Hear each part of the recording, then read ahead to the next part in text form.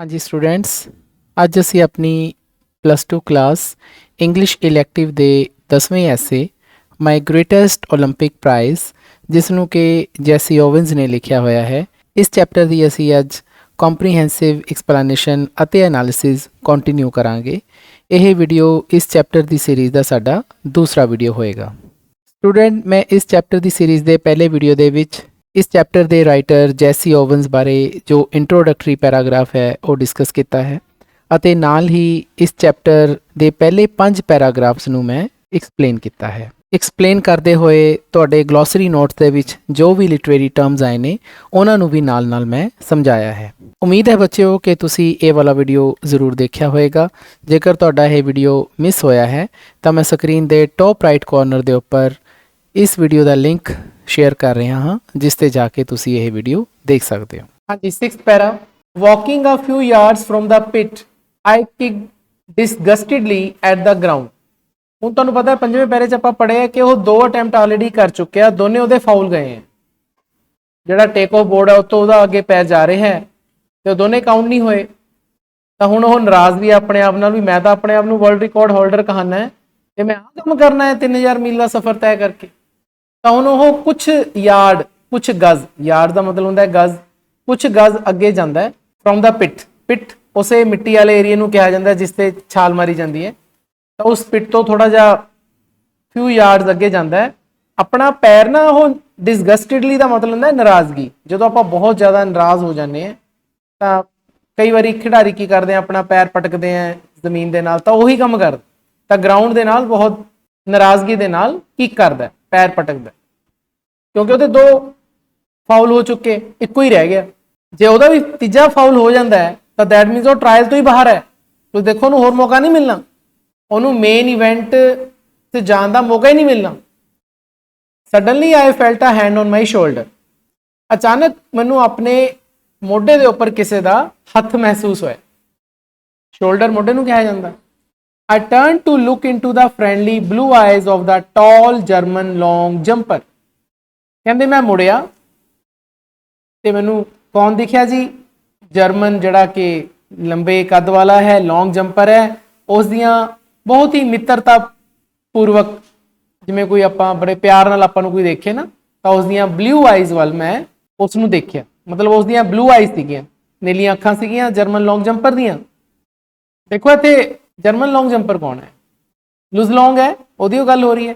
ਤਾਂ ਲੁਜ਼ ਲੌਂਗ ਨੇ ਉਸਦੇ ਮੋਢੇ ਤੇ ਹੱਥ ਰੱਖਿਆ ਸੀ ਤੇ ਜਦੋਂ ਉਹਨੇ ਮੁੜ ਕੇ ਦੇਖਿਆ ਤਾਂ ਇੱਥੇ ਲੁਜ਼ ਲੌਂਗ ਦਾ ਥੋੜਾ ਜਿਹਾ ਕਰੈਕਟਰ ਵੀ ਸਾਨੂੰ ਪਤਾ ਲੱਗਦਾ, ਪਰਸਨੈਲਿਟੀ ਦੇ ਕੁਝ ਗੱਲਾਂ ਪਤਾ ਲੱਗਦੀਆਂ ਕਿ ਉਹਦੀਆਂ ਬਲੂ ਆਈਜ਼ ਹੈ ਤੇ ਨੰਬਰ 2 ਤੇ ਕਾਫੀ ਟਾਲ ਹੈ। He had easily qualified for the finals on his first attempt. ਹੁਣ ਇੱਥੇ ਹੀ ਦਾ ਮਤਲਬ ਲੁਜ਼ ਲੌਂਗ ਤੋਂ ਹੈ, ਜਰਮਨ ਲੌਂਗ ਜੰਪਰ ਤੋਂ ਹੈ। ਲੁਜ਼ ਲੌਂਗ ਨੇ ਆਸਾਨੀ ਦੇ ਨਾਲ ਈਜ਼ਲੀ ਕੁਆਲੀਫਾਈ ਕਰ ਲਿਆ ਸੀ ਫਸਟ ਅਟੈਂਪਟ 'ਚ ਹੀ। ਫਾਈਨਲ ਹੀਟ ਦੇ ਲਈ ਉਹਨੇ ਪਹਿਲੇ ਅਟੈਂਪਟ 'ਚ ਹੀ ਉਸਨੇ ਕੁਆਲੀਫਾਈ ਕਰ ਲਿਆ ਸੀ। ਮਤਲਬ ਸਭ ਨੂੰ 3-3 ਅਟੈਂਪਟ ਮਿਲਦੇ ਆ ਨਾ, ਤਾਂ ਲੁਜ਼ ਲੌਂਗ ਨੇ ਪਹਿਲੇ ਅਟੈਂਪਟ 'ਚ ਹੀ ਕੁਆਲੀਫਾਈ ਕਰ ਲਿਆ ਸੀ, ਉਹ ਫਾਈਨਲ 'ਚ ਜਾ ਚੁੱਕਿਆ ਸੀ। ਇਹਦੇ ਦੋਨੇ ਅਟੈਂਪਟ ਖਰਾਬ ਹੋਏ ਹੈ, ਇਹਨੇ ਹਜੇ ਜਾਣਾ ਹੈ। ਹੀ ਆਫਰਡ ਮੀ ਅ ਫਰਮ ਹੈਂਡਸ਼ੇਕ। ਤਾਂ ਉਸਨੇ ਮੇਰੇ ਨਾਲ ਹੱਥ ਮਿਲਾਉਣ ਲਈ, ਮਤਲਬ ਆਪਣਾ ਹੱਥ ਪੇਸ਼ ਕੀਤਾ। ਉਸਨੇ ਆਪਣਾ ਹੱਥ ਅੱਗੇ ਕੀਤਾ ਹੱਥ ਮਿਲਾਉਣ। ਇੱਥੇ ਮਤਲਬ ਇਹ ਹੈ ਫਰਮ ਹੈਂਡਸ਼ੇਕ, ਹੈਂਡਸ਼ੇਕ ਕਰਨ ਲਈ ਹੱਥ ਵਧਾਇਆ ਉਸਨੇ ਅੱਗੇ। ਜੈਸੀ ਓਵਨਸ, ਤਾਂ ਉਹ ਕਹਿੰਦਾ ਜੀ ਮੇਰਾ ਨਾਮ ਜੈਸੀ ਓਵਨਸ ਹੈ। ਜਿਵੇਂ ਆਪਾਂ ਹੈਂਡਸ਼ੇਕ ਕਰਦੇ ਹਾਂ ਤਾਂ ਪਹਿਲਾਂ ਆਪਣਾ ਨਾਮ ਬੋਲਦੇ ਹਾਂ, ਤਾਂ ਜੈਸੀ ਓਵਨਸ ਨੇ ਕਿਹਾ ਜੈਸੀ ਓਵਨਸ। ਹੁਣ ਉਹ ਜਿਹੜਾ ਜਰਮਨ ਲੌਂਗ ਜੰਪਰ ਹੈ ਉਹ ਬੋਲ ਰਿਹਾ ਆਈ ਐਮ ਲੁਜ਼ ਲੌਂਗ। ਕਹਿੰਦੇ ਮੈਂ ਲੁਜ਼ ਲੌਂਗ ਹੈ। I don't think we have met. ਕਹਿੰਦੇ ਮੈਨੂੰ ਨਹੀਂ ਲੱਗਦਾ ਆਪਾਂ ਪਹਿਲਾਂ ਮਿਲੇ ਹਾਂ ਕਦੇ। ਕੌਣ ਕਹਿ ਰਿਹਾ ਹੈ? ਲੁਜ਼ ਲੌਂਗ ਕਹਿ ਰਿਹਾ। ਹੀ ਸਪੋਕ ਇੰਗਲਿਸ਼ ਵੈਲ। ਹੁਣ ਇਸ ਜਰਮਨ ਜਿਹੜਾ ਲੌਂਗ ਜੰਪਰ ਹੈ, ਲੁਜ਼ ਲੌਂਗ ਹੈ, ਇਸ ਦੇ ਬਾਰੇ ਦੱਸਿਆ ਜਾ ਰਿਹਾ ਹੈ ਕਿ ਉਹ ਇੰਗਲਿਸ਼ ਚੰਗੀ ਬੋਲਦਾ ਸੀ। ਹਾਲਾਂਕਿ ਦੇਖੋ ਜਰਮਨੀ ਦੀ ਜਿਹੜੀ ਮਦਰ ਟੰਗ ਹੈ ਜੋ ਉੱਥੇ ਚੱਲਦੀ ਹੈ ਉਹ ਜਰਮਨ ਹੈ। ਜ਼ਿਆਦਾਤਰ ਜਰਮਨੀ ਦੇ ਲੋਕਾਂ ਨੂੰ ਇੰਗਲਿਸ਼ ਨਹੀਂ ਬੋਲਣੀ ਆਉਂਦੀ, ਲੇਕਿਨ ਇਸ ਨੂੰ ਅੱਛੀ ਇੰਗਲਿਸ਼ ਬੋਲਣੀ ਆਉਂਦੀ ਸੀ। ਇਹਨੂੰ ਪਹਿਲਾਂ ਲੁਜ਼ ਲੌਂਗ, ਤਾਂ ਉਹ ਅੱਛੀ ਇੰਗਲਿਸ਼ ਬੋਲਦਾ ਸੀ, though with a German twist to it. ਹਾਲਾਂਕਿ ਉਸਦੀ ਜਿਹੜੀ ਸ਼ੈਲੀ ਸੀਗੀ ਉਹਦੇ ਵਿੱਚ ਜਰਮਨ ਟਵਿਸਟ ਸੀਗਾ। ਹੁਣ ਇੱਥੇ ਜਰਮਨ ਟਵਿਸਟ ਤੁਹਾਡੇ ਗਲੋਸਰੀ 'ਚ ਵੀ ਹੈ। ਤਾਂ ਜਰਮਨ ਟਵਿਸਟ ਦਾ ਮਤਲਬ ਹੈ ਅ ਜਰਮਨ ਸਪੀਚ ਐਕਸੈਂਟ। ਹੁਣ ਤੁਹਾਨੂੰ ਮੈਂ ਦੱਸਣਾ ਵੀ ਐਕਸੈਂਟ ਕੀ ਹੁੰਦਾ ਬੇਟਾ। ਐਕਸੈਂਟ ਮਤਲਬ ਤੁਸੀਂ ਦੇਖੋ ਨਾ ਕਿ ਇੰਗਲਿਸ਼ ਹੈ ਜਿਹੜੀ ਇਹ ਪੂਰੇ ਵਰਲਡ ਦੇ ਵਿੱਚ ਬੋਲੀ ਜਾਂਦੀ ਹੈ, ਪਰ ਤੁਸੀਂ ਇੱਕ ਗੱਲ ਦੇਖਿਓ ਵੀ ਜੇ ਸਾਡੇ ਸਾਹਮਣੇ ਕੋਈ ਇੰਡੀਅਨ ਬੰਦਾ ਬੋਲਦਾ ਹੋਵੇ ਇੰਗਲਿਸ਼ ਤਾਂ ਸਾਨੂੰ ਉਹਦੀ ਇੰਗਲਿਸ਼ ਜ਼ਿਆਦਾ ਸਮਝ ਆ ਜਾਂਦੀ। ਬਜਾਏ ਅੰਗਰੇਜ਼ ਦੇ ਇੰਗਲਿਸ਼ ਨਾਲ। ਉਹਦਾ ਰੀਜ਼ਨ ਕੀ ਹੈ? ਬੋਲਣ ਦਾ ਸਟਾਈਲ ਹੈ। ਅੰਗਰੇਜ਼ ਹੈ, ਤੁਸੀਂ ਉਹਨਾਂ ਨੂੰ ਦੇਖਿਆ ਕਰੋ, ਥੋੜਾ ਜਿਹਾ ਹੌਲੀ ਬੋਲਦੇ ਆ, ਸੌਫਟ ਬੋਲਦੇ ਆ, ਜਿਹੜੇ ਉਹਦੇ ਲਿਪਸ ਹੁੰਦੇ ਉਹਨਾਂ ਦੀ ਤੁਸੀਂ ਸ਼ੇਪ ਦੇਖਿਆ ਕਰੋ, ਬੜੇ ਘੁਮਾ ਘੁਮਾ ਕੇ ਬੋਲਦੇ ਹੁੰਦੇ ਆ ਆਪਣੇ ਲਿਪਸ ਨੂੰ। ਸਾਡੇ ਇੰਡੀਅਨ ਕੀ ਹੈ, ਜ਼ਿਆਦਾਤਰ ਖਾਸ ਤੌਰ ਤੇ ਪੰਜਾਬੀ ਫਲੈਟ ਬੋਲਦੇ, ਜਿਵੇਂ ਪੰਜਾਬੀ ਆਪਾਂ ਬੋਲਦੇ ਆ ਨਾ, ਇਸੇ ਤਰ੍ਹਾਂ ਉਹ ਇੰਗਲਿਸ਼ ਬੋਲਣ ਦੀ ਕੋਸ਼ਿਸ਼ ਕਰਦੇ। ਉਹਦਾ ਰੀਜ਼ਨ ਹੈ, ਉਹਦਾ ਰੀਜ਼ਨ ਇਹ ਹੈ ਕਿ ਸਾਡੇ ਜਿਹੜੇ ਬੇਟਾ ਮਾਊਥ ਔਰਗਨਸ ਹੈ, ਇਹ ਪੰਜਾਬੀ ਦੇ ਹਿਸਾਬ ਨਾਲ ਫਿਕਸ ਹੋਏ ਵੇ। ਅਸੀਂ ਕੋਈ ਵੀ ਲੈਂਗੁਏਜ ਬੋਲਾਂਗੇ, ਅਸੀਂ ਉਹੀ ਟੱਚ ਪੰਜਾਬੀ ਵਾਲਾ ਉਸ ਭਾਸ਼ਾ 'ਚ ਲੈ ਕੇ ਆਵਾਂਗੇ।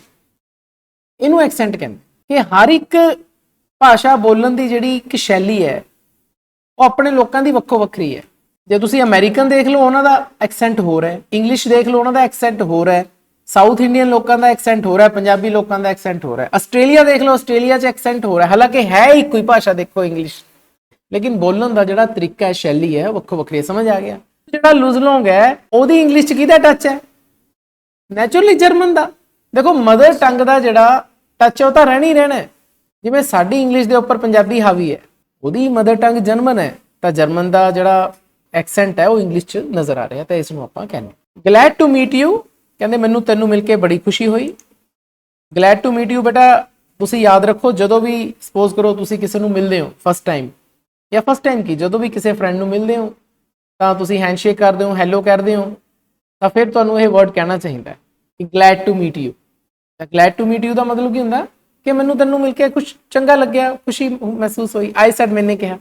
then trying to hide my nervousness I added how are you, ਕਹਿੰਦੇ ਫਿਰ ਮੈਂ ਆਪਣੀ ਜਿਹੜੀ ਬੇਚੈਨੀ ਸੀ, ਇੱਥੇ ਨਰਵਸਨੈਸ ਬੇਚੈਨੀ ਨੂੰ ਕਿਹਾ ਜਾਂਦਾ ਹੈ, ਕਿਉਂਕਿ ਬੇਚੈਨ ਤਾਂ ਹੈਗਾ ਹੀ ਹੈ ਨਾ। ਹੁਣ ਲਾਸਟ ਟਾਈਮ ਟ੍ਰੈਂਡ ਦਾ ਉਹਦਾ ਵਿਚਾਰੇ ਦਾ ਅਜੇ ਤੱਕ ਉਹਨੇ ਕੁਆਲੀਫਾਈ ਨਹੀਂ ਕਰਿਆ, ਤਾਂ ਹੁਣ ਆਪਣੀ ਜਿਹੜੀ ਨਰਵਸਨੈਸ ਹੈ ਉਸ ਨੂੰ ਛੁਪਾਉਣ ਦੇ ਲਈ, ਹਾਈਡ ਦਾ ਮਤਲਬ ਛੁਪਾਉਣ ਦੀ ਕੋਸ਼ਿਸ਼ ਕਰਦੇ ਹੋਏ ਮੈਂ ਕਿਹਾ ਹਾਊ ਆਰ ਯੂ, ਕਿਵੇਂ ਹੋ ਤੁਸੀਂ? ਜਿਵੇਂ ਆਪਾਂ ਆਮ ਬੋਲਦੇ ਹਾਂ ਕੀ ਹਾਲ ਚਾਲ ਹੈ ਤੇਰਾ, ਪੰਜਾਬੀ 'ਚ ਕਹਿ ਦਿੰਦੇ ਹਾਂ, ਤਾਂ ਉਹਦਾ ਇੰਗਲਿਸ਼ ਕੀ ਹੁੰਦੀ ਹੈ? How are you. I am fine, ਕਹਿੰਦੇ ਮੈਂ ਠੀਕ ਹੈ। The question is how are you। ਹੁਣ ਉਹ ਕਹਿੰਦਾ ਹੈ, ਲੁਜ਼ਲੋਂਗ ਕਹਿੰਦਾ ਹੈ ਕਿ how are you, ਕੁਐਸਚਨ ਇਹ ਹੈ। ਦੇਖੋ ਥੋੜੀ ਜਿਹੀ ਸਮਝਣ ਦੀ ਕੋਸ਼ਿਸ਼ ਕਰੋ। 8ਵੇਂ ਪੈਰੇ 'ਚ how are you ਕੌਣ ਕਹਿ ਰਿਹਾ ਹੈ?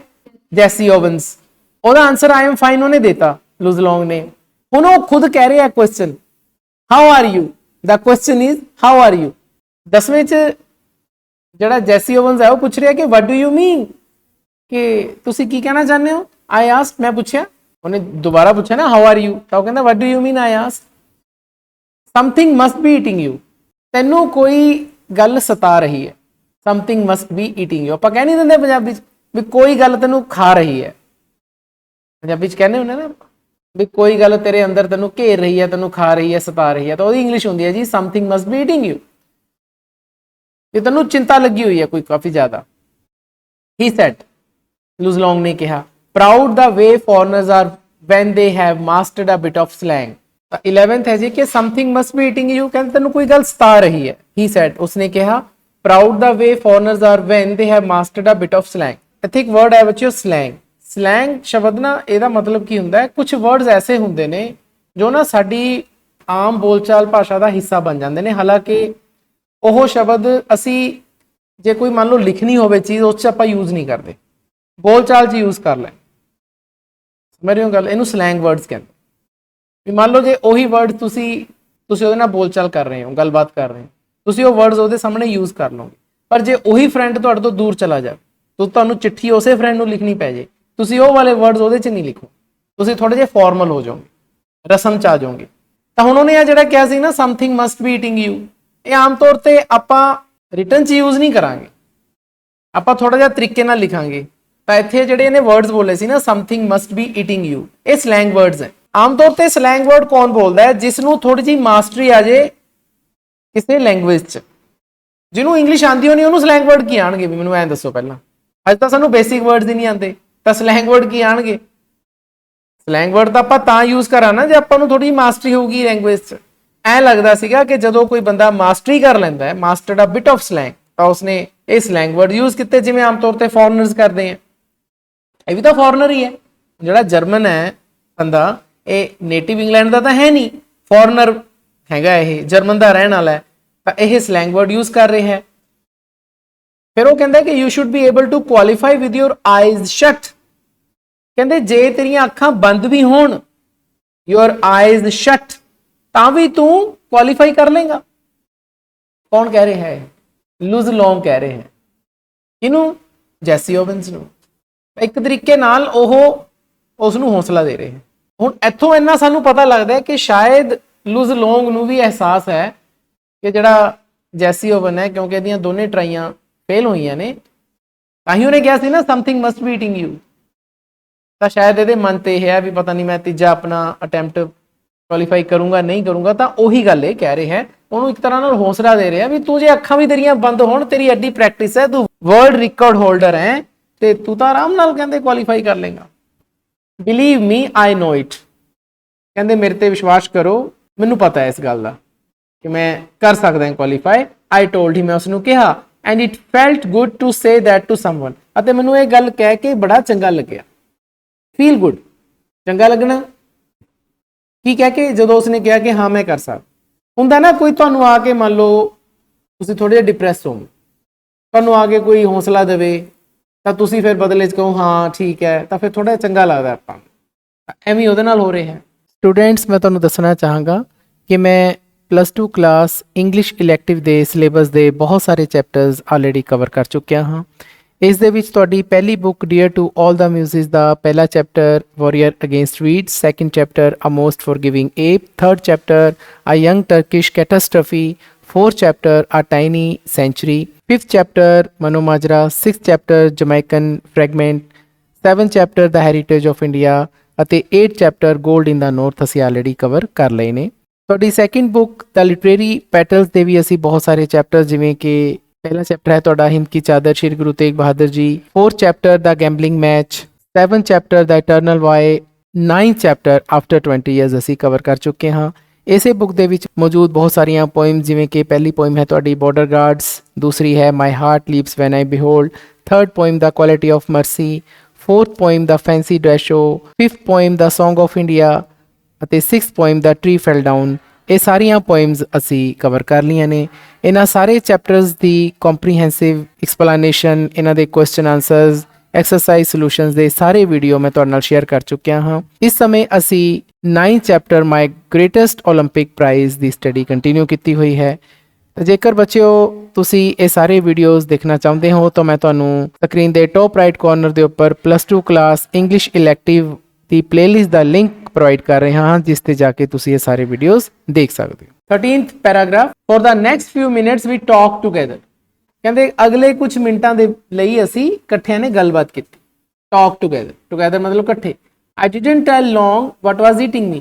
ਕਹਿੰਦੇ ਮੈਂ ਲੌਂਗ ਨੂੰ ਇਹ ਨਹੀਂ ਦੱਸਿਆ ਕਿ ਮੈਨੂੰ ਕੀ ਚੀਜ਼ ਖਾ ਰਹੀ ਸੀ। ਇੱਥੇ ਦੇਖੋ ਈਟਿੰਗ ਤੇ ਉਸਨੇ ਕੀ ਪਾਏ ਹੈ, ਕੋਟਸ ਪਾਈਆਂ ਨਾ, ਸਿੰਗਲ ਕੋਟਸ, ਕਿਉਂਕਿ ਉਹੀ ਸਲੈਂਗ ਵਰਡ ਉਹ ਇੱਥੇ ਯੂਜ਼ ਕਰ ਰਹੇ। ਆਮ ਤੌਰ ਤੇ ਰਿਟਨ ਦੇ ਵਿੱਚ ਆਪਾਂ ਇਹ ਵਰਡਸ ਯੂਜ਼ ਨਹੀਂ ਕਰਾਂਗੇ, ਲੇਕਿਨ ਤਾਂ ਹੀ ਉਹਨੇ ਕੋਟਸ ਪਾਈਆਂ ਨੇ ਕਿ ਇਟਸ ਅ ਸਲੈਂਗ ਵਰਡ। ਚਲੋ ਮੈਂ ਉਹਨੂੰ ਇਹ ਨਹੀਂ ਦੱਸਿਆ ਕਿ ਮੇਰੇ ਅੰਦਰ ਕਿਹੜਾ ਚਿੰਤਾ ਚੱਲ ਰਹੀ ਸੀ, ਮੈਨੂੰ ਕਿਹੜੀ ਚੀਜ਼ ਦਾ ਡਰ ਸੀ ਜਾਂ ਕਿਹੜੀ ਚੀਜ਼ ਸਤਾ ਰਹੀ ਸੀ ਮੈਨੂੰ, but he seem to understand my anger. ਪਰ ਮੈਨੂੰ ਇਹ ਲੱਗਦਾ ਸੀ ਕਿ ਉਹ ਮੇਰੇ ਗੁੱਸੇ ਨੂੰ ਸਮਝ ਚੁੱਕਿਆ ਸੀ। ਇੱਥੇ ਹੀ ਦਾ ਮਤਲਬ ਲੂਜ਼ ਲੌਂਗ ਤੋਂ। And he took pains to reassure me, ਅਤੇ ਉਸਨੇ ਮੈਨੂੰ ਢਾਂਡਸ ਵਧਾਉਣ ਦੀ ਕੋਸ਼ਿਸ਼ ਕੀਤੀ। ਇੱਥੇ ਬੱਚਿਓ ਆਇਆ ਹੈ ਫਰੇਜ਼ ਟੇਕ ਪੇਨਸ, ਟੇਕ ਦੀ ਦੂਜੀ ਫਾਰਮ ਲੱਗੀ ਹੋਈ ਹੈ। ਟੂ ਟੇਕ ਪੇਨਸ ਫਰੇਜ਼ਲ ਹੁੰਦੀ ਹੈ, ਫਰੇਜ਼ ਹੈ ਇੱਕ ਤਰ੍ਹਾਂ ਦਾ। ਟੇਕ ਪੇਨ ਦਾ ਮਤਲਬ ਹੁੰਦਾ ਜਦੋਂ ਆਪਾਂ ਕੋਈ ਚੀਜ਼ ਦੀ ਕੋਸ਼ਿਸ਼ ਕਰਦੇ, ਉਹਨੂੰ ਆਪਾਂ ਕਹਿੰਦੇ ਆ ਟੇਕ ਪੇਨ। ਪੇਨ ਦਾ ਮਤਲਬ ਵੈਸੇ ਕੀ ਹੁੰਦਾ? ਦੁੱਖ। ਟੇਕ ਪੇਨ ਦਾ ਮਤਲਬ ਕਿ ਮਾੜਾ ਮੋਟਾ ਦੁੱਖ ਕੱਟੋਗੇ ਤਾਂ ਹੀ ਸੁੱਖ ਪਾਓਗੇ। ਉਹੀ ਚੀਜ਼ ਹੈ ਨਾ, ਉਹ ਤਾਂ ਮੈਂ ਬਾਰ-ਬਾਰ ਕਹਿੰਦਾ ਹੁੰਦਾ, ਪੜ੍ਹੋ ਜਾ ਕੇ। ਜੇ ਤੁਸੀਂ ਟੇਕ ਪੇਨ ਕਰੋਗੇ ਪੜ੍ਹਾਈ ਦੇ ਲਈ ਤਾਂ ਹੀ ਪੜ੍ਹਾਈ ਆਊ, ਉਹੀ ਗੱਲ ਆ ਗਈ। Although he had been schooled in the Nazi youth movement. ਧਿਆਨ ਨਾਲ ਦੇਖੋ, ਕਹਿੰਦੇ ਹਾਲਾਂਕਿ ਹੀ ਦਾ ਮਤਲਬ ਇੱਥੇ ਫੇਰ ਲੂਜ਼ ਲੌਂਗ ਤੋਂ ਹੈ। ਕਹਿੰਦੇ ਉਸਦੀ ਜਿਹੜੀ ਟ੍ਰੇਨਿੰਗ ਸੀ, ਉਸਦੀ ਜਿਹੜੀ ਸਕੂਲਿੰਗ ਸੀ, ਕਿਹੜੇ ਸਕੂਲ 'ਚ ਪੜ੍ਹਿਆ ਸੀ ਉਹ? ਨਾਜ਼ੀ ਯੂਥ ਮੂਵਮੈਂਟ ਵਾਲੇ ਸਕੂਲਾਂ 'ਚ ਹੀ ਪੜ੍ਹਿਆ ਸੀ, ਉਹ ਨਾਜ਼ੀ ਪਾਰਟੀ ਵਾਲੇ ਸਕੂਲਾਂ 'ਚ ਹੀ ਪੜ੍ਹਿਆ ਸੀ। ਦੈਟ ਮੀਨਸ ਉਹਦੇ ਅੰਦਰ ਉਹੋ ਜਿਹੇ ਵਿਚਾਰ ਹੋਣੇ ਚਾਹੀਦੇ ਸੀ ਜਿਹੜੇ ਹਿਟਲਰ 'ਚ ਸੀ ਜਾਂ ਬਾਕੀ ਜਰਮਨੀ ਵਾਲੇ ਲੋਕਾਂ 'ਚ ਸੀ। ਨੈਚੁਰਲੀ ਜੇ ਉਹਨਾਂ ਸਕੂਲਾਂ 'ਚ ਪੜ੍ਹਿਆ ਹੈ ਤਾਂ ਉਹਨਾਂ ਸਕੂਲਾਂ ਦੇ ਟੀਚਰਾਂ ਨੇ ਤਾਂ ਇਹੀ ਕਿਹਾ ਹੋਣਾ ਵੀ ਭਾਈ ਜਰਮਨ ਸਭ ਤੋਂ ਸੁਪੀਰੀਅਰ ਰੇਸ ਹੈ, ਇਹਦੇ ਬਰਾਬਰ ਕੋਈ ਨਹੀਂ, ਇਹ ਹੈ ਉਹ ਹੈ, ਉਹ ਸਾਰੀਆਂ ਗੱਲਾਂ ਉਹਨਾਂ ਸਕੂਲਾਂ 'ਚ ਹੀ ਪੜ੍ਹਿਆ ਹੋਇਆ ਉਹ। But he didn't believe in the Aryan supremacy business any more than I did. ਪਰ ਦੇਖੋ ਇੱਥੇ ਕੀ ਗੱਲ ਕਹੀ ਹੋਈ ਹੈ, ਪਰੰਤੂ ਉਹ ਆਰੀਅਨ ਸੁਪਰੀਮੇਸੀ ਵਾਲੀ ਜਿਹੜੀਆਂ ਗੱਲਾਂ ਸੀ ਉਹਨਾਂ ਤੇ ਉਹ ਵਿਸ਼ਵਾਸ ਨਹੀਂ ਕਰਦਾ ਸੀ ਜਿੰਨਾ ਕਿ ਮੈਨੂੰ ਵਿਸ਼ਵਾਸ ਸੀ, ਇੰਨਾ ਕੀ ਉਹਦਾ ਸੀ ਬਸ। ਐਨੀ ਮੋਰ ਦੈਨ ਆਈ ਡਿਡ। ਜਿਵੇਂ ਮੈਂ ਨਹੀਂ ਸੀ ਵਿਸ਼ਵਾਸ ਕਰਦਾ ਆਰੀਅਨ ਸੁਪਰੀਮੇਸੀ ਬਿਜ਼ਨਸ ਤੇ, ਉਹ ਵੀ ਆਹੀ ਜਿਹੜੀਆਂ ਹਿਟਲਰ ਵਾਲੀਆਂ ਗੱਲਾਂ ਤੇ ਵਿਸ਼ਵਾਸ ਨਹੀਂ ਕਰਦਾ ਸੀ। ਹੁਣ ਸਾਨੂੰ ਇੱਥੇ ਸਾਡੇ ਇੰਟਰੋਡਕਟਰੀ ਪੈਰਾਗ੍ਰਾਫ ਵਾਲੇ ਕੁਐਸਚਨ ਦਾ ਆਨਸਰ ਮਿਲ ਗਿਆ। ਯਾਦ ਕਰੋ question Ki C. Did all Germans believe in this theory? No। क्यों? क्योंकि लुजलोंग भी तो जर्मन है, वो तो इस थ्योरी में बिलीव नहीं करता, हालांकि उसकी स्कूलिंग भी हुई है जी स्कूलों। फिर did Luz Long believe in the equality of man? Yes, equality of man ते विश्वास करता है तां ही हो। जे तुसी किसी रेस नूं उपर कर दो कि भाई आ रेस उपर है, जर्मन लोग उपर ने सारिਆਂ ਤੋਂ, फिर तो इक्वलिटी वाली गल ही नहीं रही। ਇਹਦਾ मतलब लुजलोंग ਇਕੁਐਲਿਟੀ ਆਫ ਮੈਨ ਤੇ ਵਿਸ਼ਵਾਸ ਕਰਦਾ ਸੀ। ਹੁਣ ਇੱਕ ਕੁਐਸਚਨ ਰਹਿ ਗਿਆ ਕਿ which of his action show this. ਇਹ ਆਪਾਂ ਦੇਖਦੇ ਹਾਂ ਜਿਹਦਾ ਸ਼ਾਇਦ ਆਨਸਰ ਆਵੇ। ਥੋੜਾ ਥੋੜਾ ਤਾਂ ਸਾਨੂੰ ਪਤਾ ਲੱਗ ਰਿਹਾ ਵੈਸੇ। We laughed over the fact that he really look the part though. ਅਸੀਂ ਹੱਸੇ, ਵੀ ਲਾਫ ਇਸ ਗੱਲ ਤੇ ਹੱਸੇ, ਓਵਰ ਦਾ ਫੈਕਟ ਇਸ ਗੱਲ ਤੇ ਹੱਸੇ ਕਿ ਉਹ ਇਸ ਚੀਜ਼ ਵੱਲ ਦੇਖਦਾ ਹੈ, ਲੁੱਕ ਦਾ ਪਾਰਟ ਕਿ ਇਸ ਚੀਜ਼ ਨੂੰ ਦੇਖਦਾ। ਕਿਹੜੀ ਚੀਜ਼ ਨੂੰ? ਆਹੀ ਜਰਮਨ ਸੁਪਰੀਮੇਸੀ ਵਾਲੀ ਗੱਲ ਤੇ ਉਸ ਤੇ ਵਿਸ਼ਵਾਸ ਵੀ ਨਹੀਂ ਕਰਦਾ। ਤਾਂ ਇਹਨਾਂ ਗੱਲਾਂ ਤੇ ਅਸੀਂ ਹੱਸੇ। An inch taller than I, he had a lean muscular frame, clear blue eyes, fair hair and a strikingly handsome face। Now ਇਹਨਾਂ ਲਾਈਨਾਂ ਦੇ ਵਿੱਚ ਬੇਟਾ ਲੁਜ਼ਲੋਂਗ ਦੀ ਪਰਸਨੈਲਿਟੀ ਦਾ ਜ਼ਿਕਰ ਹੈ। ਲੁਜ਼ਲੋਂਗ ਦਾ ਕਰੈਕਟਰ ਸਕੈਚ ਜੇ ਆਂਦਾ ਤਾਂ ਤੁਸੀਂ ਆਹ ਲਾਈਨਾਂ ਲਿਖ ਸਕਦੇ। ਦੇਖੋ ਮੇਰੇ ਤੋਂ 1 ਇੰਚ ਲੰਬਾ ਸੀਗਾ ਜੀ ਉਹ, ਜੈਸੀ ਓਵਨ ਤੋਂ ਸਿਰਫ 1 ਇੰਚ ਲੰਬਾ ਸੀ। An inch taller than I, I ਕੌਣ ਹੈ ਇੱਥੇ? ਜੈਸੀ ਓਵਨ।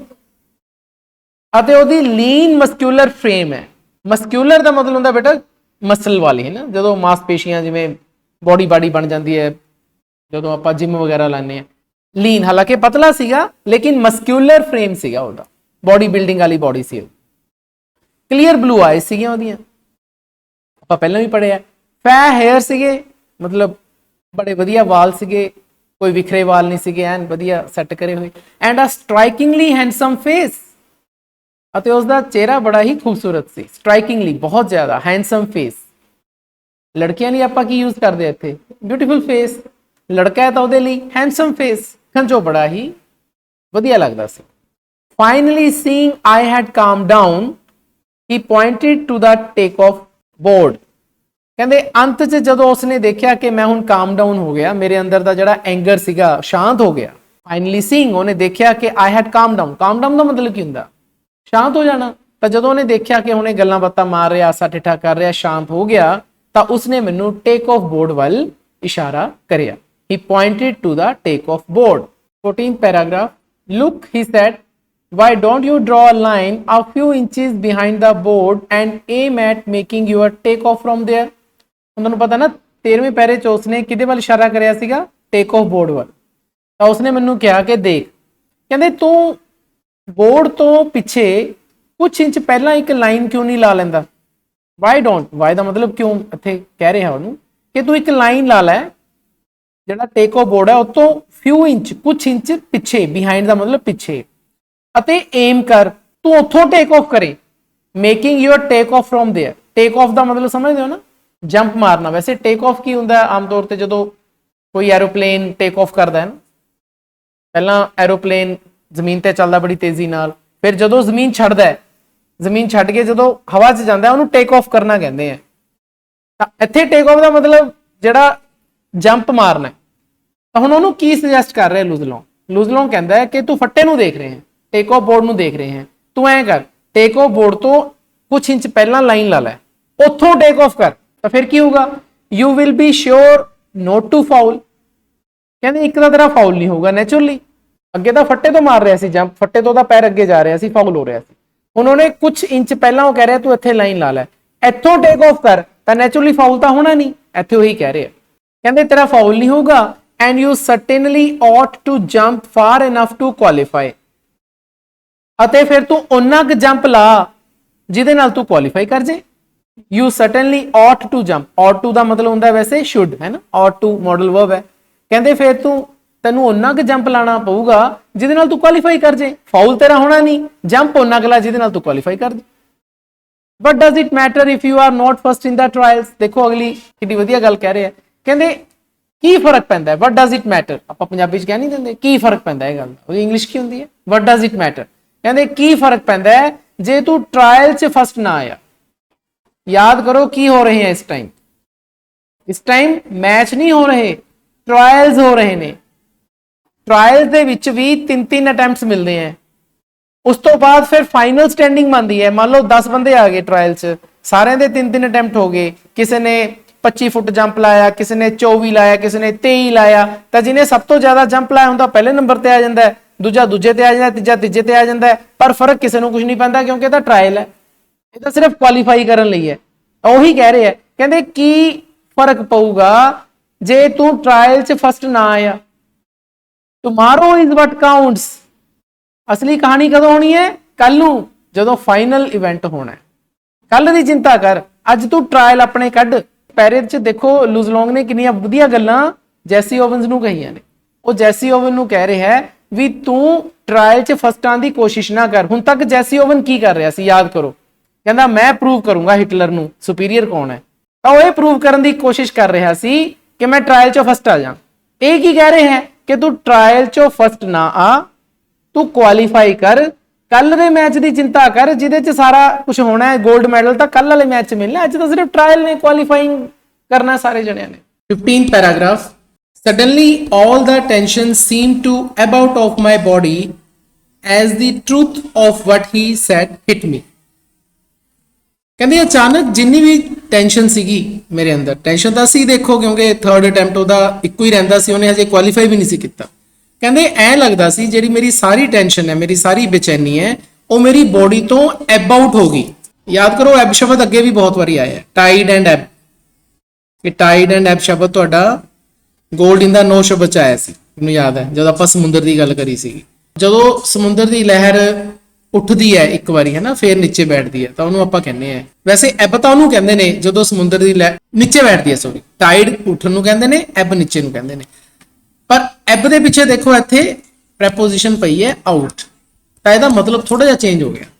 ਐਬ ਆਊਟ ਦਾ ਮਤਲਬ ਹੁੰਦਾ ਹੈ ਜਦੋਂ ਕੋਈ ਚੀਜ਼ ਤੋਂ ਤੁਸੀਂ ਮੁਕਤ ਹੋ ਜਾਓ।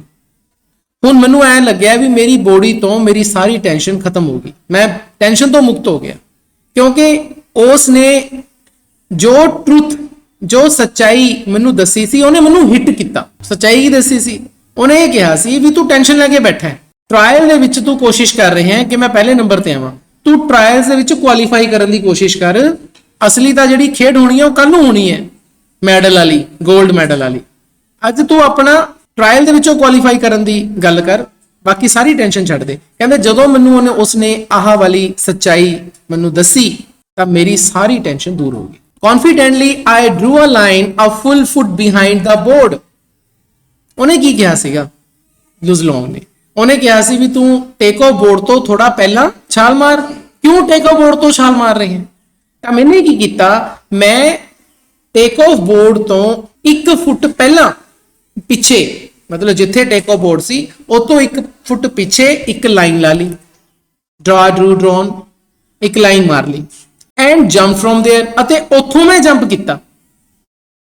ਹੁਣ ਉਹ ਟੇਕ ਆਫ ਬੋਰਡ ਤੋਂ ਜੰਪ ਨਹੀਂ ਕਰ ਰਿਹਾ, ਟੇਕ ਆਫ ਬੋਰਡ ਤੋਂ 1 ਫੁੱਟ ਪਹਿਲਾਂ ਹੀ ਉਹਨੇ ਜੰਪ ਲਿਆ, ਤਾਂ ਹੁਣ ਨੈਚੁਰਲੀ ਉਹਦੇ ਫਾਉਲ ਹੋਣ ਦਾ ਮਤਲਬ ਹੀ ਨਹੀਂ ਸੀ। ਪਿੱਛੋਂ ਤਾਂ ਤੁਸੀਂ ਜਿੰਨੀ ਮਰਜ਼ੀ ਜੰਪ ਲੈ ਲਓ, ਅੱਗੋਂ ਨਹੀਂ ਲੈ ਸਕਦੇ। I qualified with almost a foot to spare.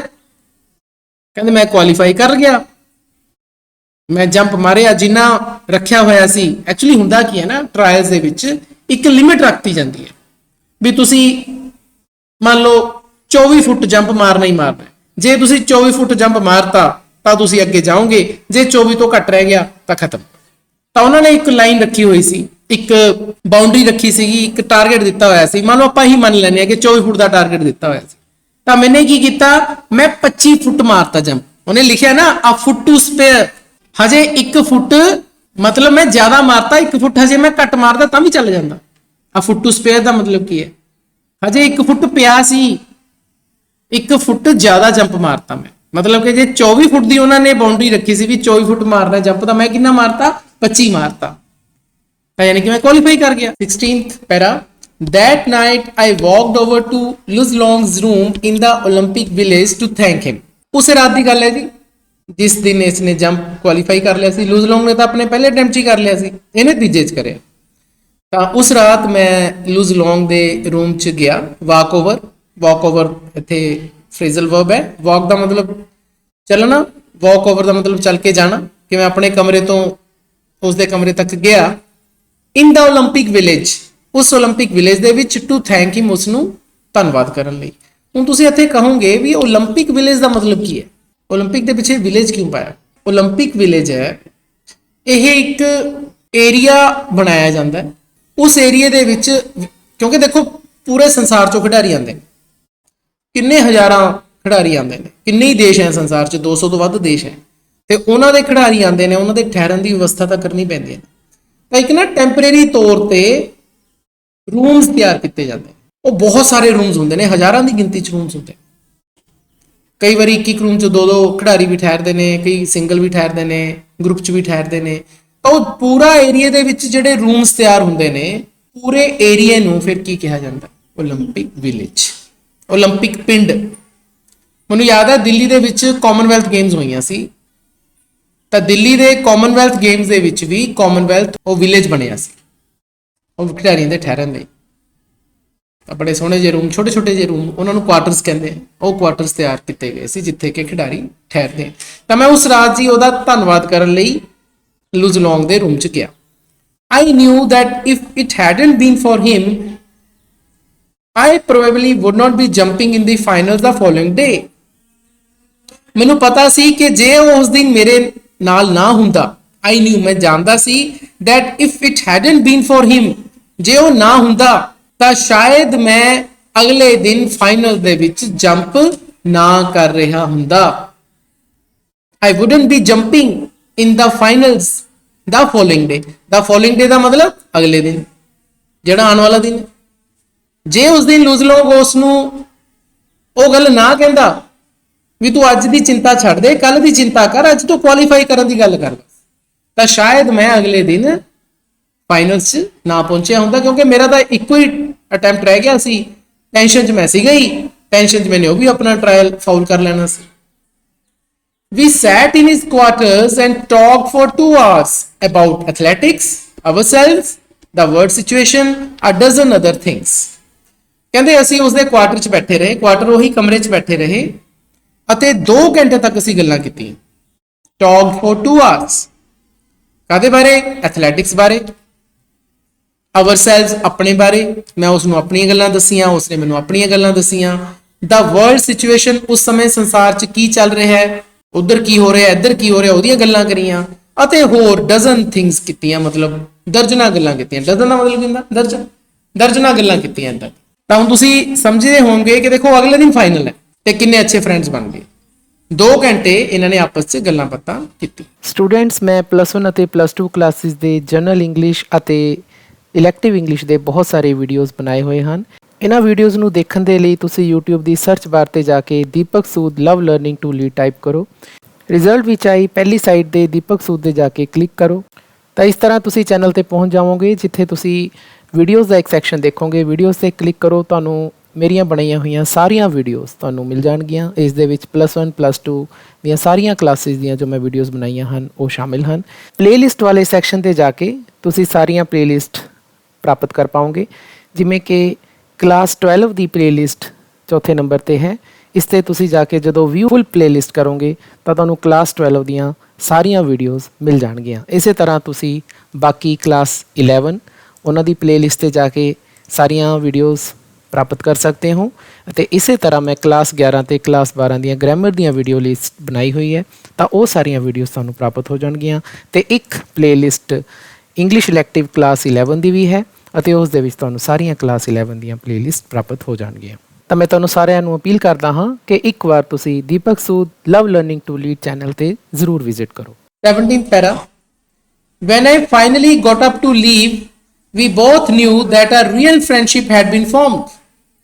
ਕਹਿੰਦੇ ਅੰਤ ਜਦੋਂ ਅਸੀਂ ਉੱਠੇ ਜਾਣ ਲਈ, ਗੈਟ ਅਪ ਟੂ ਲੀਵ, ਇੱਕ ਦੂਜੇ ਨੂੰ ਅਸੀਂ ਜਦੋਂ ਛੱਡ ਕੇ ਜਾਣ ਲਈ ਉੱਠੇ, ਨੈਚੁਰਲੀ ਉਸਨੇ ਆਪਣੇ ਰੂਮ 'ਚ ਜਾਣਾ ਸੀਗਾ ਰੈਸਟ ਕਰਨ ਲਈ, ਤਾਂ ਅਸੀਂ ਜਾਣ ਗਏ ਸੀ, ਵੀ ਬਹੁਤ ਨਹੀਂ, ਅਸੀਂ ਜਾਣਦੇ ਸੀ ਦੋਵੇਂ ਜਣੇ, ਬਹੁਤ ਦਾ ਮਤਲਬ ਦੋਵੇਂ ਜਣੇ ਜਾਣਦੇ ਸੀ ਕਿ ਇੱਕ ਰੀਅਲ ਫਰੈਂਡਸ਼ਿਪ ਸਾਡੇ ਵਿਚਕਾਰ ਬਣ ਚੁੱਕੀ ਸੀ। ਰੀਅਲ ਫਰੈਂਡਸ਼ਿਪ, ਅਸਲੀ ਦੋਸਤੀ ਸਾਡੇ 'ਚ ਬਣ ਗਈ ਸੀ, ਅਸੀਂ ਇੱਕ ਦੂਜੇ ਦੇ ਰੀਅਲ ਫਰੈਂਡਸ ਬਣ ਗਏ ਸੀ। ਇਹ ਦੋਨੇ ਜਣੇ ਅਸੀਂ ਇਹ ਗੱਲ ਜਾਣ ਗਏ ਸੀ। Luz would go out to the stadium the next day trying to beat me if he could. ਕਹਿੰਦੇ ਲੂਜ਼ ਸਟੇਡੀਅਮ 'ਚ ਅਗਲੇ ਦਿਨ ਜਾਊਗਾ, ਕੋਸ਼ਿਸ਼ ਕਰੂਗਾ ਮੈਨੂੰ ਬੀਟ ਕਰਨ ਦੀ, ਮੈਨੂੰ ਹਰਾਉਣ ਦੀ, ਜੇ ਉਹ ਕਰ ਸਕਦਾ ਸੀ। ਦੇਖੋ ਇਹ ਲਾਈਨ ਦੇਖੋ, ਦੋਨੇ ਫਰੈਂਡਸ ਬਣ ਗਏ, ਦੋਨਾਂ ਦਾ ਇੱਕੋ ਹੀ ਇਵੈਂਟ ਹੈ, ਇੱਕੋ ਇਵੈਂਟ ਦੇ ਵਿੱਚ ਉਹ ਪਾਰਟਿਸਿਪੇਟ ਕਰ ਰਹੇ ਨੇ ਲੌਂਗ ਜੰਪ 'ਚ। ਤਾਂ ਇੱਥੇ ਹੀ ਗੱਲ ਕਹੀ ਗਈ ਹੈ ਕਿ ਲੂਜ਼ ਅਗਲੇ ਦਿਨ ਸਟੇਡੀਅਮ ਜਾਊਗਾ ਅਤੇ ਕੋਸ਼ਿਸ਼ ਕਰੂਗਾ ਟੂ ਬੀਟ ਮੀ, ਮੈਨੂੰ ਹਰਾਉਣ ਦੀ, ਜੇ ਉਹ ਕਰ ਸਕੇ, if he could. But I knew that he wanted me to do my best. ਪਰ ਮੈਂ ਜਾਣਦਾ ਸੀ ਕਿ ਉਹ ਇਹ ਚਾਹੁੰਦਾ ਸੀ, ਇੱਥੇ ਹੀ ਦਾ ਮਤਲਬ ਫੇਰ ਲੂਜ਼ ਤੋਂ ਹੈ ਕਿ ਲੂਜ਼ ਇਹ ਚਾਹੁੰਦਾ ਸੀ ਕਿ ਮੈਂ ਆਪਣਾ ਬੈਸਟ ਦਵਾਂ, ਟੂ ਡੂ ਮਾਈ ਬੈਸਟ। ਆਪਾਂ ਕਹਿੰਦੇ ਨਹੀਂ I will do my best, ਕਿ ਮੈਂ ਆਪਣਾ ਬੈਸਟ ਕਰਾਂ, ਇਹ ਲੂਜ਼ ਚਾਹੁੰਦਾ ਸੀ। ਮਾਏ ਦਾ ਮਤਲਬ ਕੌਣ ਹੈ? ਜੈਸੀ ਓਵਨਸ।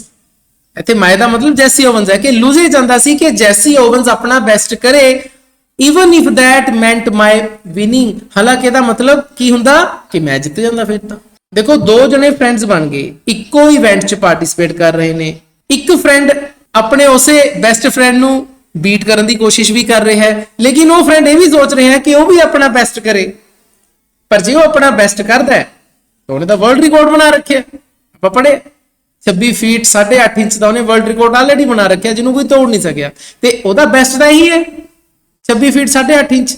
ਤੇ ਜੇ ਉਹ 26 ਫੀਟ 8.5 ਇੰਚ ਦੀ ਜੰਪ ਕੱਲ ਲੈ ਲੈਂਦਾ ਹੈ ਤਾਂ ਦੈਟ ਮੀਨਸ ਫਿਰ ਲੂਜ਼ ਲੌਂਗ ਤਾਂ ਹਾਰ ਗਿਆ। ਲੇਕਿਨ ਉਹ ਫਿਰ ਵੀ ਚਾਹ ਰਿਹਾ ਸੀ ਲੂਜ਼ ਲੌਂਗ ਕਿ ਇਹ ਆਪਣਾ ਬੈਸਟ ਕਰੇ। 18th para, as it turned out Luz broke his past record. Turned out ਸ਼ਬਦ ਪਹਿਲਾਂ ਵੀ ਆਇਆ ਸੀ, ਕੋਈ ਚੀਜ਼ ਜਦੋਂ ਵਾਪਰਦੀ ਹੈ ਤਾਂ ਜੋ ਹੋਇਆ ਉਹ ਇਹ ਹੋਇਆ ਕਿ ਲੂਜ਼ ਨੇ ਆਪਣਾ ਪਾਸਟ ਰੈਕਡ ਬ੍ਰੋਕ ਕਰਤਾ। ਪਿਛਲਾ ਜੋ ਉਸਨੇ ਰੈਕਡ ਬਣਾਇਆ ਸੀ ਲੂਜ਼ ਨੇ ਆਪਣਾ, ਹਿਜ਼ ਕਿਹਾ ਹੈ, ਇੱਥੇ ਵਰਲਡ ਰੈਕਡ ਦੀ ਗੱਲ ਨਹੀਂ ਆ ਰਹੀ। ਲੂਜ਼ ਦਾ ਕੋਈ ਰਿਕਾਰਡ ਹੋਣਾ ਕਿ ਉਸਨੇ ਕੋਈ ਰਿਕਾਰਡ ਬਣਾਇਆ ਹੋਊਗਾ ਪਹਿਲਾਂ। ਹਰ ਇੱਕ ਬੰਦੇ ਦਾ ਆਪਣਾ ਰਿਕਾਰਡ ਹੁੰਦਾ ਵੀ ਉਹਨੇ ਕਿੰਨਾ ਕੁ ਵੱਡਾ ਜੰਪ ਮਾਰਿਆ, ਉਹਦਾ ਰਿਕਾਰਡ ਹੁੰਦਾ। ਤਾਂ ਲੂਜ਼ ਨੇ ਆਪਣਾ ਪਿਛਲਾ ਰਿਕਾਰਡ ਬ੍ਰੋਕ ਕਰਤਾ, ਤੋੜਤਾ, ਨਵਾਂ ਰਿਕਾਰਡ ਆਪਣਾ ਬਣਾਤਾ। ਯਾਦ ਕਰੋ ਜਦੋਂ ਲੂਜ਼ ਪ੍ਰੈਕਟਿਸ ਕਰ ਰਿਹਾ ਸੀ ਉਹ 26 ਫੀਟ ਦੀ ਛਲੰਗ ਆਰਾਮ ਨਾਲ ਮਾਰ ਰਿਹਾ ਸੀ। ਦੈਟ ਮੀਨਸ ਉਸਨੇ 26 ਫੀਟ ਤੋਂ ਜ਼ਿਆਦਾ ਹੀ ਰਿਕਾਰਡ ਬਣਾਇਆ ਹੋਣਾ। 26 ਫੀਟ ਤੋਂ ਪ੍ਰੈਕਟਿਸ ਹੀ ਮਾਰ ਰਿਹਾ ਸੀ, ਇਹਦਾ ਮਤਲਬ ਉਹਦਾ ਜਿਹੜਾ ਰੈਕਡ ਸੀਗਾ ਲੂਜ਼ ਦਾ ਉਹ 26 ਫੀਟ ਤੋਂ ਥੋੜਾ ਜ਼ਿਆਦਾ ਹੀ ਹੋਏਗਾ। ਕਿੰਨਾ ਇਹ ਦੱਸਿਆ ਨਹੀਂ ਗਿਆ। In doing so he pushed me on to a peak performance. ਜਦੋਂ ਉਹਨੇ ਇਹ ਕਰਤਾ ਵੀ ਆਪਣਾ ਉਸਨੇ ਰਿਕਾਰਡ ਹੀ ਤੋੜਤਾ, ਆਪਣਾ ਮੈਕਸਿਮਮ ਉਸਨੇ ਵਧੀਆ ਪ੍ਰਦਰਸ਼ਨ ਦਿੱਤਾ, ਉਹਨੇ ਆਪਣਾ ਇੱਕ ਨਵਾਂ ਰਿਕਾਰਡ ਬਣਾ ਲਿਆ, ਤਾਂ ਉਸਨੇ ਮੈਨੂੰ ਪੁਸ਼ ਕਰਿਆ ਕਿ ਮੈਂ ਆਪਣੀ ਪੀਕ ਪਰਫਾਰਮੈਂਸ ਦਵਾਂ। ਪੁਸ਼ ਦਾ ਮਤਲਬ ਇੱਥੇ ਧੱਕਾ ਮਾਰਨਾ ਨਹੀਂ ਹੈ, ਪੁਸ਼ ਦਾ ਮਤਲਬ ਮੈਨੂੰ ਜ਼ੋਰ ਲਾਣਾ ਪਿਆ ਕਿਉਂਕਿ ਉਹਨੇ ਇੰਨਾ ਵਧੀਆ ਪਰਫਾਰਮੈਂਸ ਦਿੱਤੀ ਸੀ, ਉਹਨੇ ਆਪਣਾ ਵਧੀਆ ਰਿਕਾਰਡ ਬਣਾਇਆ ਸੀ, ਤਾਂ ਮੈਨੂੰ ਵੀ ਲੱਗਿਆ ਕਿ ਮੈਂ ਵੀ ਬਣਾਵਾਂ। ਤਾਂ ਮੈਨੂੰ ਉਸਨੇ ਪੁਸ਼ ਕੀਤਾ, ਮੇਰੇ ਤੇ ਦਬਾਅ ਪਿਆ ਕਿ ਮੈਂ ਵੀ ਆਪਣੀ ਪੀਕ ਪਰਫਾਰਮੈਂਸ ਦਵਾਂ। ਹੁਣ ਇੱਥੇ ਪੀਕ ਪਰਫਾਰਮੈਂਸ ਤੁਹਾਡੀ ਨੋਟਸ 'ਚ ਵੀ ਹੈ। ਪੀਕ ਪਰਫਾਰਮੈਂਸ ਦਾ ਮਤਲਬ ਹੈ ਬੈਸਟ ਐਵਰ ਪਰਫਾਰਮੈਂਸ, ਤੁਹਾਡੀ ਸਭ ਤੋਂ ਵਧੀਆ ਪਰਫਾਰਮੈਂਸ, ਇਹਨੂੰ ਕਹਿੰਦੇ ਨੇ ਜੀ ਪੀਕ ਪਰਫਾਰਮੈਂਸ। ਤਾਂ ਮੈਨੂੰ ਪੀਕ ਪਰਫਾਰਮੈਂਸ ਦੇਣ ਦੇ ਲਈ ਕਿਹਨੇ ਪੁਸ਼ ਕਰਿਆ ਵੀ? ਲੂਜ਼ ਲੌਂਗ।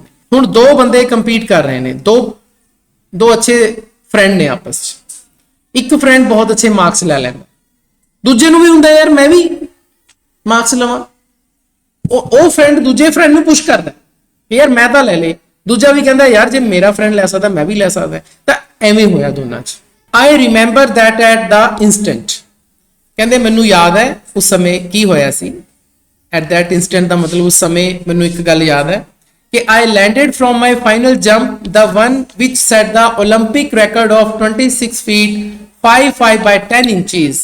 ਕਹਿੰਦੇ ਮੈਨੂੰ ਆਪਣਾ ਫਾਈਨਲ ਜੰਪ ਯਾਦ ਹੈ। ਹੁਣ ਉੱਥੇ ਉਸ ਨੂੰ 3 ਅਟੈਂਪਟ ਮਿਲੇ ਹੋਣਗੇ, ਫਿਰ ਦੋਨਾਂ ਨੂੰ ਮਿਲੇ ਹੋਣਗੇ। ਲੂਜ਼ ਨੇ ਤਾਂ ਆਪਣਾ ਬੈਸਟ ਰਿਕਾਰਡ ਬਣਾਤਾ, ਹੁਣ ਇਹਨੇ ਬਣਾਉਣਾ ਸੀ। ਤਾਂ ਜਦੋਂ ਮੈਂ ਆਪਣੇ ਫਾਈਨਲ ਜੰਪ, ਫਾਈਨਲ ਦਾ ਮਤਲਬ ਤੀਜਾ, ਜਦੋਂ ਆਪਣਾ ਮੈਂ ਤੀਜਾ ਜੰਪ ਲਿਆ, ਤੀਸਰਾ ਅਟੈਂਪਟ ਲਿਆ, ਤਾਂ ਮੈਂ ਕੀ ਕਰਤਾ ਜੀ? ओलंपिक रैकड बनाता। ਉਹ ओलंपिक रैकड की बनाया ਸੀ मैं 26 फीट 5 by 10, ਆਲਮੋਸਟ 6 ਫੀਟ ਤੋਂ ਥੋੜਾ ਜਿਹਾ ਘੱਟ, 26 ਫੀਟ 6 ਇੰਚ ਤੋਂ ਥੋੜਾ ਜਿਹਾ ਘੱਟ। ਇੱਥੇ ਜਿਹੜਾ 5 by 10 ਹੈ ਨਾ, ਇਹ 6 ਇੰਚ ਦਾ ਥੋੜਾ ਜਿਹਾ ਘੱਟ ਹੈ। ਪਰ ਤੁਸੀਂ ਯਾਦ ਕਰੋ ਉਹਦਾ ਵਰਲਡ ਰੈਕਡ ਕਿੰਨਾ ਸੀ? ਉਹਦਾ ਸੀ 26 ਫੀਟ 8.5 ਇੰਚ। 8.5 ਇੰਚ ਉਹ ਫਿਰ ਵੀ ਨਹੀਂ ਮਾਰਿਆ ਉਸਨੇ। ਕਿਹਨੇ ਭਲਾ? ਜੈਸੀ ਓਵਨਸ। ਉਸ ਤੋਂ ਘੱਟ ਮਾਰਿਆ ਉਸਨੇ, ਲੇਕਿਨ ਜਿੰਨਾ ਮਾਰਿਆ ਉਹ 올림픽 ਰੈਕਡ ਸੀਗਾ। ਤੇ ਧਿਆਨ ਦਿਓ, 올림픽 ਰੈਕਡ ਤੇ ਵਰਲਡ ਰੈਕਡ 'ਚ ਫਰਕ ਹੈ। ਵਰਲਡ ਰੈਕਡ ਦੁਨੀਆ ਦੇ ਕਿਸੇ ਵੀ ਜਗ੍ਹਾ ਤੇ ਬਣਦਾ ਹੈ, ਉਹ ਵਰਲਡ ਰੈਕਡ ਬਣ ਜਾਂਦਾ। ਓਲੰਪਿਕ ਦਾ ਆਪਣਾ ਰੈਕਡ ਹੁੰਦਾ ਵੀ ਓਲੰਪਿਕ ਦੇ ਵਿੱਚ, ਸਿਰਫ ਓਲੰਪਿਕ ਦੇ ਵਿੱਚ ਸਭ ਤੋਂ ਵੱਡਾ ਜੰਪ ਕਿਹਨੇ ਮਾਰਿਆ ਸੀ? ਆਹ ਵਾਲਾ ਜੈਸੀ ਓਵਨਸ। ਇਸ ਤੋਂ ਪਹਿਲਾਂ ਓਲੰਪਿਕ ਰੈਕਡ ਹੋਰ ਸੀਗਾ, ਲੇਕਿਨ ਇਹਨੇ ਨਵਾਂ ਬਣਾਤਾ ਸੀ ਓਲੰਪਿਕ ਰੈਕਡ। ਉਹ ਕਿਹੜਾ ਬਣਾਇਆ ਸੀ? 26 ਫੀਟ 5 ਸਹੀ 5/10 ਇੰਚ। ਤਾਂ ਜਦੋਂ ਮੈਂ ਇਹ ਜੰਪ ਮਾਰਿਆ, ਹੀ ਵਾਜ਼ ਐਟ ਮਾਈ ਸਾਈਡ, ਤਾਂ ਲੂਜ਼ ਲੌਂਗ ਮੇਰੇ ਕੋਲੇ ਖੜਾ ਸੀ, ਕੰਗ੍ਰੈਚੁਲੇਟਿੰਗ ਮੀ, ਮੈਨੂੰ ਵਧਾਈ ਦੇ ਰਿਹਾ ਸੀ। ਨੈਚੁਰਲੀ ਜਦੋਂ ਓਲੰਪਿਕ ਰਿਕਾਰਡ ਉਸਨੇ ਬਣਾਤਾ, ਦੈਟ ਮੀਨਸ 골ਡ ਮੈਡਲ ਇਹਨੂੰ ਮਿਲ ਗਿਆ। ਹੁਣ ਤੁਸੀਂ ਸਮਝ ਰਹੇ ਹੋ, 26 ਫੀਟ ਤੋਂ ਕੁਝ ਜ਼ਿਆਦਾ ਰੈਕਡ ਲੂਜ਼ ਲੌਂਗ ਨੇ ਵੀ ਬਣਾਇਆ ਸੀ, ਪਰ ਇਹਨੇ ਓਲੰਪਿਕ ਰਿਕਾਰਡ ਬਣਾਤਾ। ਕਿਨੇ? ਜੈਸੀ ਓਵਨਸ ਨੇ। ਤਾਂ ਉਸ ਸਮੇਂ ਉਸ ਨੂੰ ਕਿਨੇ ਵਧਾਈਆਂ ਦਿੱਤੀਆਂ ਜੀ? ਸਭ ਤੋਂ ਪਹਿਲਾਂ ਲੂਜ਼ ਲੌਂਗ ਨੇ ਹੀ ਦਿੱਤੀਆਂ। Despite the fact that Hitler glared at us from the stands not 100 yards away, ਹਾਲਾਂਕਿ ਡਿਸਪਾਈਟ ਦਾ ਫੈਕਟ ਦਾ ਮਤਲਬ ਹੁੰਦਾ ਹਾਲਾਂਕਿ ਹਿਟਲਰ ਨੇ ਸਾਨੂੰ ਘੂਰ ਕੇ ਦੇਖਿਆ। ਕਿੱਥੋਂ? ਸਟੈਂਡ ਤੋਂ। ਸਟੈਂਡ ਸਮਝਦੇ ਹੋ? ਜਿੱਥੇ ਆਡੀਅנס ਬੈਠੀ ਹੁੰਦੀ ਹੈ। ਤਾਂ ਆਡੀਅנס 'ਚ ਹਿਟਲਰ ਬੈਠਾ ਸੀ। ਹੁਣ ਹਿਟਲਰ ਨੂੰ ਤਾਂ ਐ ਲੱਗਦਾ ਸੀਗਾ ਵੀ ਮੇਰਾ ਬੰਦਾ ਮਾਰੂ, ਜਰਮਨ ਸਭ ਤੋਂ ਵੱਡੀ ਰੇਸ ਹੈ। ਉਹਨੇ ਦੇਖੋ ਇਹਨੂੰ ਛੁਪਾ ਕੇ ਵੀ ਰੱਖਿਆ ਹੋਇਆ ਸੀ। ਯਾਦ ਕਰੋ ਚੈਪਟਰ। ਐਂਡ ਮੌਕੇ ਤੇ ਕੱਢਿਆ ਸੀ ਹਿਟਲਰ ਨੇ। ਇਹਨੂੰ ਪਹਿਲਾਂ ਦੀ ਵਰਲਡ ਚੈਂਪੀਅਨਸ਼ਿਪ 'ਚ ਵੀ ਨਹੀਂ ਭੇਜਿਆ ਸੀ ਲੂਜ਼ ਲੌਂਗ ਨੂੰ। ਹੁੰਦਾ ਇਹ ਲੱਗਦਾ ਸੀ ਲੂਜ਼ ਲੌਂਗ ਮਾਰ ਲੂਗਾ, ਪਰ ਹੋਇਆ ਕੀ? ਹੋਇਆ ਉਲਟਾ। ਇੱਕ ਨੀਗਰੋ ਜੈਸੀ ਓਵਨਸ, ਉਹ ਬਣਾ ਗਿਆ ਰਿਕਾਰਡ। ਤਾਂ ਫਿਰ ਹਿਟਲਰ ਨੇ ਬੜਾ ਘੂਰ ਕੇ ਸਾਨੂੰ ਦੇਖਿਆ। 100 ਗਜ਼ ਤੋਂ ਨੇੜੇ ਬੈਠਾ ਸੀਗਾ, not 100 yards away, 100 ਗਜ਼ ਦੀ ਦੂਰੀ ਤੇ ਬੈਠਾ ਸੀਗਾ ਹਿਟਲਰ ਸਾਡੇ ਤੋਂ। Luz shook my hand hard and it wasn't a fake smile with a broken heart sort of grip either। ਤਾਂ ਲੂਜ਼ ਨੇ ਮੇਰੇ ਨਾਲ ਹੱਥ ਮਿਲਾਏ, ਮਤਲਬ ਗਰਮਜੋਸ਼ੀ ਨਾਲ। ਸ਼ੇਕ ਹਾਰਟ ਦਾ ਮਤਲਬ ਹੁੰਦਾ ਹੈ ਗਰਮਜੋਸ਼ੀ ਨਾਲ, ਜਦੋਂ ਆਪਾਂ ਪੂਰਾ ਜੋਸ਼ ਨਾਲ ਲਾ ਕੇ ਹੱਥ ਮਿਲਾਉਂਦੇ ਆ। ਅਤੇ ਉਹਦੇ ਚਿਹਰੇ ਤੇ ਜਿਹੜੀ ਸਮਾਈਲ ਸੀ, ਉਹ ਕੋਈ ਫੇਕ ਸਮਾਈਲ ਨਹੀਂ ਸੀ। It wasn't a fake smile. ਇੱਕ ਤਾਂ ਹੁੰਦੀ ਹੈ ਸਮਾਈਲ, ਇੱਕ ਹੁੰਦੀ ਹੈ ਫੇਕ ਸਮਾਈਲ। ਫੇਕ ਸਮਾਈਲ ਸਮਝਦੇ ਹੋ? ਉਈਓ ਝੂਠੀ ਮਿੱਠੀ ਆਪਾਂ ਸਮਾਈਲ ਦੇ ਦਈਏ, ਅੰਦਰੋਂ ਆਪਾਂ ਸੜੀ ਜਾਈਏ, ਉਹਨੂੰ ਆਪਾਂ ਫੇਕ ਸਮਾਈਲ ਕਹਿੰਦੇ ਆ। ਤਾਂ ਲੂਜ਼ ਲੌਂਗ ਦੀ ਜਿਹੜੀ ਸਮਾਈਲ ਸੀ, ਉਹ ਫੇਕ ਸਮਾਈਲ ਨਹੀਂ ਸੀ, ਜਿਹੜੀ ਇੱਕ ਐ ਲੱਗੇ ਕਿ ਕਿਸੇ ਟੁੱਟੇ ਹੋਏ ਦਿਲ ਵਾਲੀ ਫੇਕ ਸਮਾਈਲ ਹੈ, ਬ੍ਰੋਕਨ ਹਾਰਟ। ਲੂਜ਼ ਲੌਂਗ ਨੂੰ ਵਧੀਆ ਲੱਗਿਆ ਕਿ ਮੈਂ ਇੱਕ ਵਧੀਆ ਪਰਸਨ ਤੋਂ ਹਾਰਿਆ ਹੈ, ਸੌਟ ਆਫ ਗ੍ਰਿਪੀਦਰ। ਤੇ ਉਹਦੀ ਜਿਹੜੀ ਗਰਮਜੋਸ਼ੀ ਸੀ, ਜੋ ਉਸਨੇ ਹੱਥ ਮਿਲਾਏ ਸੀ, ਉਹ ਵੀ ਕੋਈ ਸਿੰਪਲ ਜੀ ਗ੍ਰਿਪ ਨਹੀਂ ਸੀਗੀ ਜਿਵੇਂ ਆਪਾਂ ਉਈਓ ਹੱਥ ਮਿਲਾ ਲੈਂਦੇ ਕਿਸੇ ਨਾਲ, ਐਵੇਂ ਨਹੀਂ ਸੀ। ਉਹਨੇ ਬੜੇ ਗਰਮਜੋਸ਼ੀ ਨਾਲ ਹੱਥ ਮਿਲਾਏ ਤੇ ਮੈਨੂੰ ਰੀਅਲ ਸਮਾਈਲ ਦਿੱਤੀ ਉਸਨੇ, ਜਿਸ ਤੋਂ ਐ ਲੱਗਦਾ ਸੀ ਕਿ ਬੰਦਾ ਵਾਕਈ ਦਿਲੋਂ ਖੁਸ਼ ਹੈ।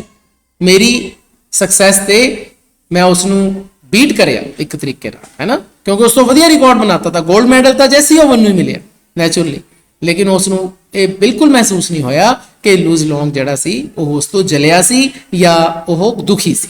19th paragraph, you could melt down all the gold medals and cups I have and they wouldn't be a plating on the 24 carat friendship I felt for Luz Long at that moment। ਦੇਖੋ ਕਿੰਨੀ ਵਧੀਆ ਗੱਲ ਲਿਖੀ ਹੈ। ਕਹਿੰਦੇ ਮੇਰੇ ਜਿੰਨੇ ਵੀ 골ਡ ਮੈਡਲ ਨੇ, ਮੈਂ ਆਪਣੀ ਲਾਈਫ 'ਚ 골ਡ ਮੈਡਲ ਜਿੱਤੇ ਨੇ, ਦੇਖੋ ਕਈ ਜਿੱਤੇ ਆ ਉਸਨੇ। ਵਰਲਡ ਰਿਕਾਰਡ ਵੀ ਉਸਨੇ ਬਣਾਇਆ ਹੈ 26 ਫੀਟ 8.5 ਇੰਚ ਦਾ, ਤੇ ਹੁਣ 26 ਫੀਟ ਆਲਮੋਸਟ 6 ਇੰਚ ਦਾ ਉਸਨੇ ਓਲੰਪਿਕ ਰਿਕਾਰਡ ਵੀ ਬਣਾਇਆ। ਤਾਂ ਨੈਚੁਰਲੀ ਉਸ ਨੂੰ 골ਡ ਮੈਡਲ ਤਾਂ ਬਹੁਤ ਮਿਲੇ ਨੇ, ਕੱਪ ਵੀ ਮਿਲੇ ਨੇ। ਕਹਿੰਦੇ ਤੁਸੀਂ ਜਿੰਨੇ ਮੇਰੇ 골ਡ ਮੈਡਲਸ ਨੇ, ਜਿੰਨੇ ਮੇਰੇ ਕੱਪ ਨੇ, ਉਹਨਾਂ ਸਾਰਿਆਂ ਨੂੰ ਮੈਲਟ ਡਾਊਨ ਕਰ ਲਓ। ਮੈਲਟ ਡਾਊਨ ਦਾ ਮਤਲਬ ਪਿਘਲਾ ਦਿਓ, ਮੈਲਟ ਡਾਊਨ ਦਾ ਮਤਲਬ ਪਿਘਲਾਣਾ। 골ਡ ਮੈਡਲ ਕੱਪਸ ਬੜੇ ਮਹਿੰਗੇ ਹੁੰਦੇ ਨੇ। ਜਿੰਨੇ ਵੀ ਹੈ ਮੇਰੇ ਕੋਲੇ, ਮੈਂ ਜਿੰਨੇ ਵੀ ਆਪਣੀ ਲਾਈਫ 'ਚ 골ਡ ਮੈਡਲ ਕੱਪ ਜਿੱਤੇ ਆ, ਸਭ ਨੂੰ ਤੁਸੀਂ ਮੈਲਟ ਡਾਊਨ ਕਰ ਲਓ। ਕਹਿੰਦੇ ਉਹ ਮੇਰੀ ਉਸ 24 ਕੈਰੇਟ ਫਰੈਂਡਸ਼ਿਪ ਤੇ ਕਵਰ ਨਹੀਂ ਕਰ ਸਕਦੇ। ਪਲੇਟਿੰਗ ਦਾ ਮਤਲਬ ਹੁੰਦਾ ਬੇਟਾ ਕਵਰਿੰਗ, ਵੀ ਮੈਂ ਕਿਤੇ ਉਸ ਦੀ ਕਵਰਿੰਗ ਕਰਨੀ ਚਾਹਾਂ ਉਸ ਫਰੈਂਡਸ਼ਿਪ ਤੇ। ਆਪਾਂ ਕੀ ਕਰਦੇ ਨੇ, ਜਿਵੇਂ ਕਵਰ ਕਰ ਲੈਂਦੇ ਹੁੰਦੇ ਨਾ, ਪਰਤ ਚੜਾ ਦਿੰਦੇ ਹੁੰਦੇ ਉਹਨੂੰ। ਇੱਥੇ ਗੱਲ ਕਹਿੰਦੇ ਮੇਰੀ ਉਸ 24 ਕੈਰੇਟ ਫਰੈਂਡਸ਼ਿਪ ਤੇ ਉਹ ਕਵਰਿੰਗ ਨਹੀਂ ਕਰ ਸਕਦੇ ਜੋ ਮੈਂ ਉਸ ਸਮੇਂ ਐਟ ਦੈਟ ਮੋਮੈਂਟ ਲੂਜ਼ ਲੌਂਗ ਦੇ ਲਈ ਫੀਲ ਕੀਤੀ ਸੀ। ਹੁਣ ਇਸ ਲਾਈਨ ਦੇ ਵਿੱਚ ਲੂਜ਼ ਲੌਂਗ ਕੀ ਕਹਿਣਾ ਚਾਹੁੰਦਾ ਹੈ ਕਿ ਮੇਰੇ ਸਾਰੇ 골ਡ ਮੈਡਲ, ਮੇਰੇ ਸਾਰੇ ਕੱਪ ਇੱਕ ਪਾਸੇ, ਤੇ ਮੇਰੀ ਉਹ ਫਰੈਂਡਸ਼ਿਪ ਜੋ ਲੂਜ਼ ਲੌਂਗ ਨਾਲ ਹੋਈ ਉਹ ਦੂਜੇ ਪਾਸੇ। ਉਹ ਦੋਸਤੀ ਉਹ ਕੱਪਾਂ ਤੋਂ, ਉਹ 골ਡ ਮੈਡਲ ਤੋਂ ਕਿਤੇ ਉੱਪਰ ਹੈ। ਤੇ ਉਸਨੇ ਉਸ ਫਰੈਂਡਸ਼ਿਪ ਨੂੰ ਕੀ ਕਿਹਾ ਬਈ? 24 ਕੈਰੇਟ ਫਰੈਂਡਸ਼ਿਪ, 24 ਕੈਰੇਟ ਫਰੈਂਡਸ਼ਿਪ। ਇਹ ਮਲਟੀਪਲ ਚੋਇਸ ਕੁਐਸਚਨ ਆ ਜਾਂਦਾ ਕਿ ਵਿਚ ਨੇਮ ਵਾਸ ਗਿਵਨ ਟੂ ਦਾ ਫਰੈਂਡਸ਼ਿਪ ਬਾਈ ਜੈਸੀ ਓਵਨਸ। ਉਹਦਾ ਨਾਮ ਕੀ ਸੀ ਜੀ?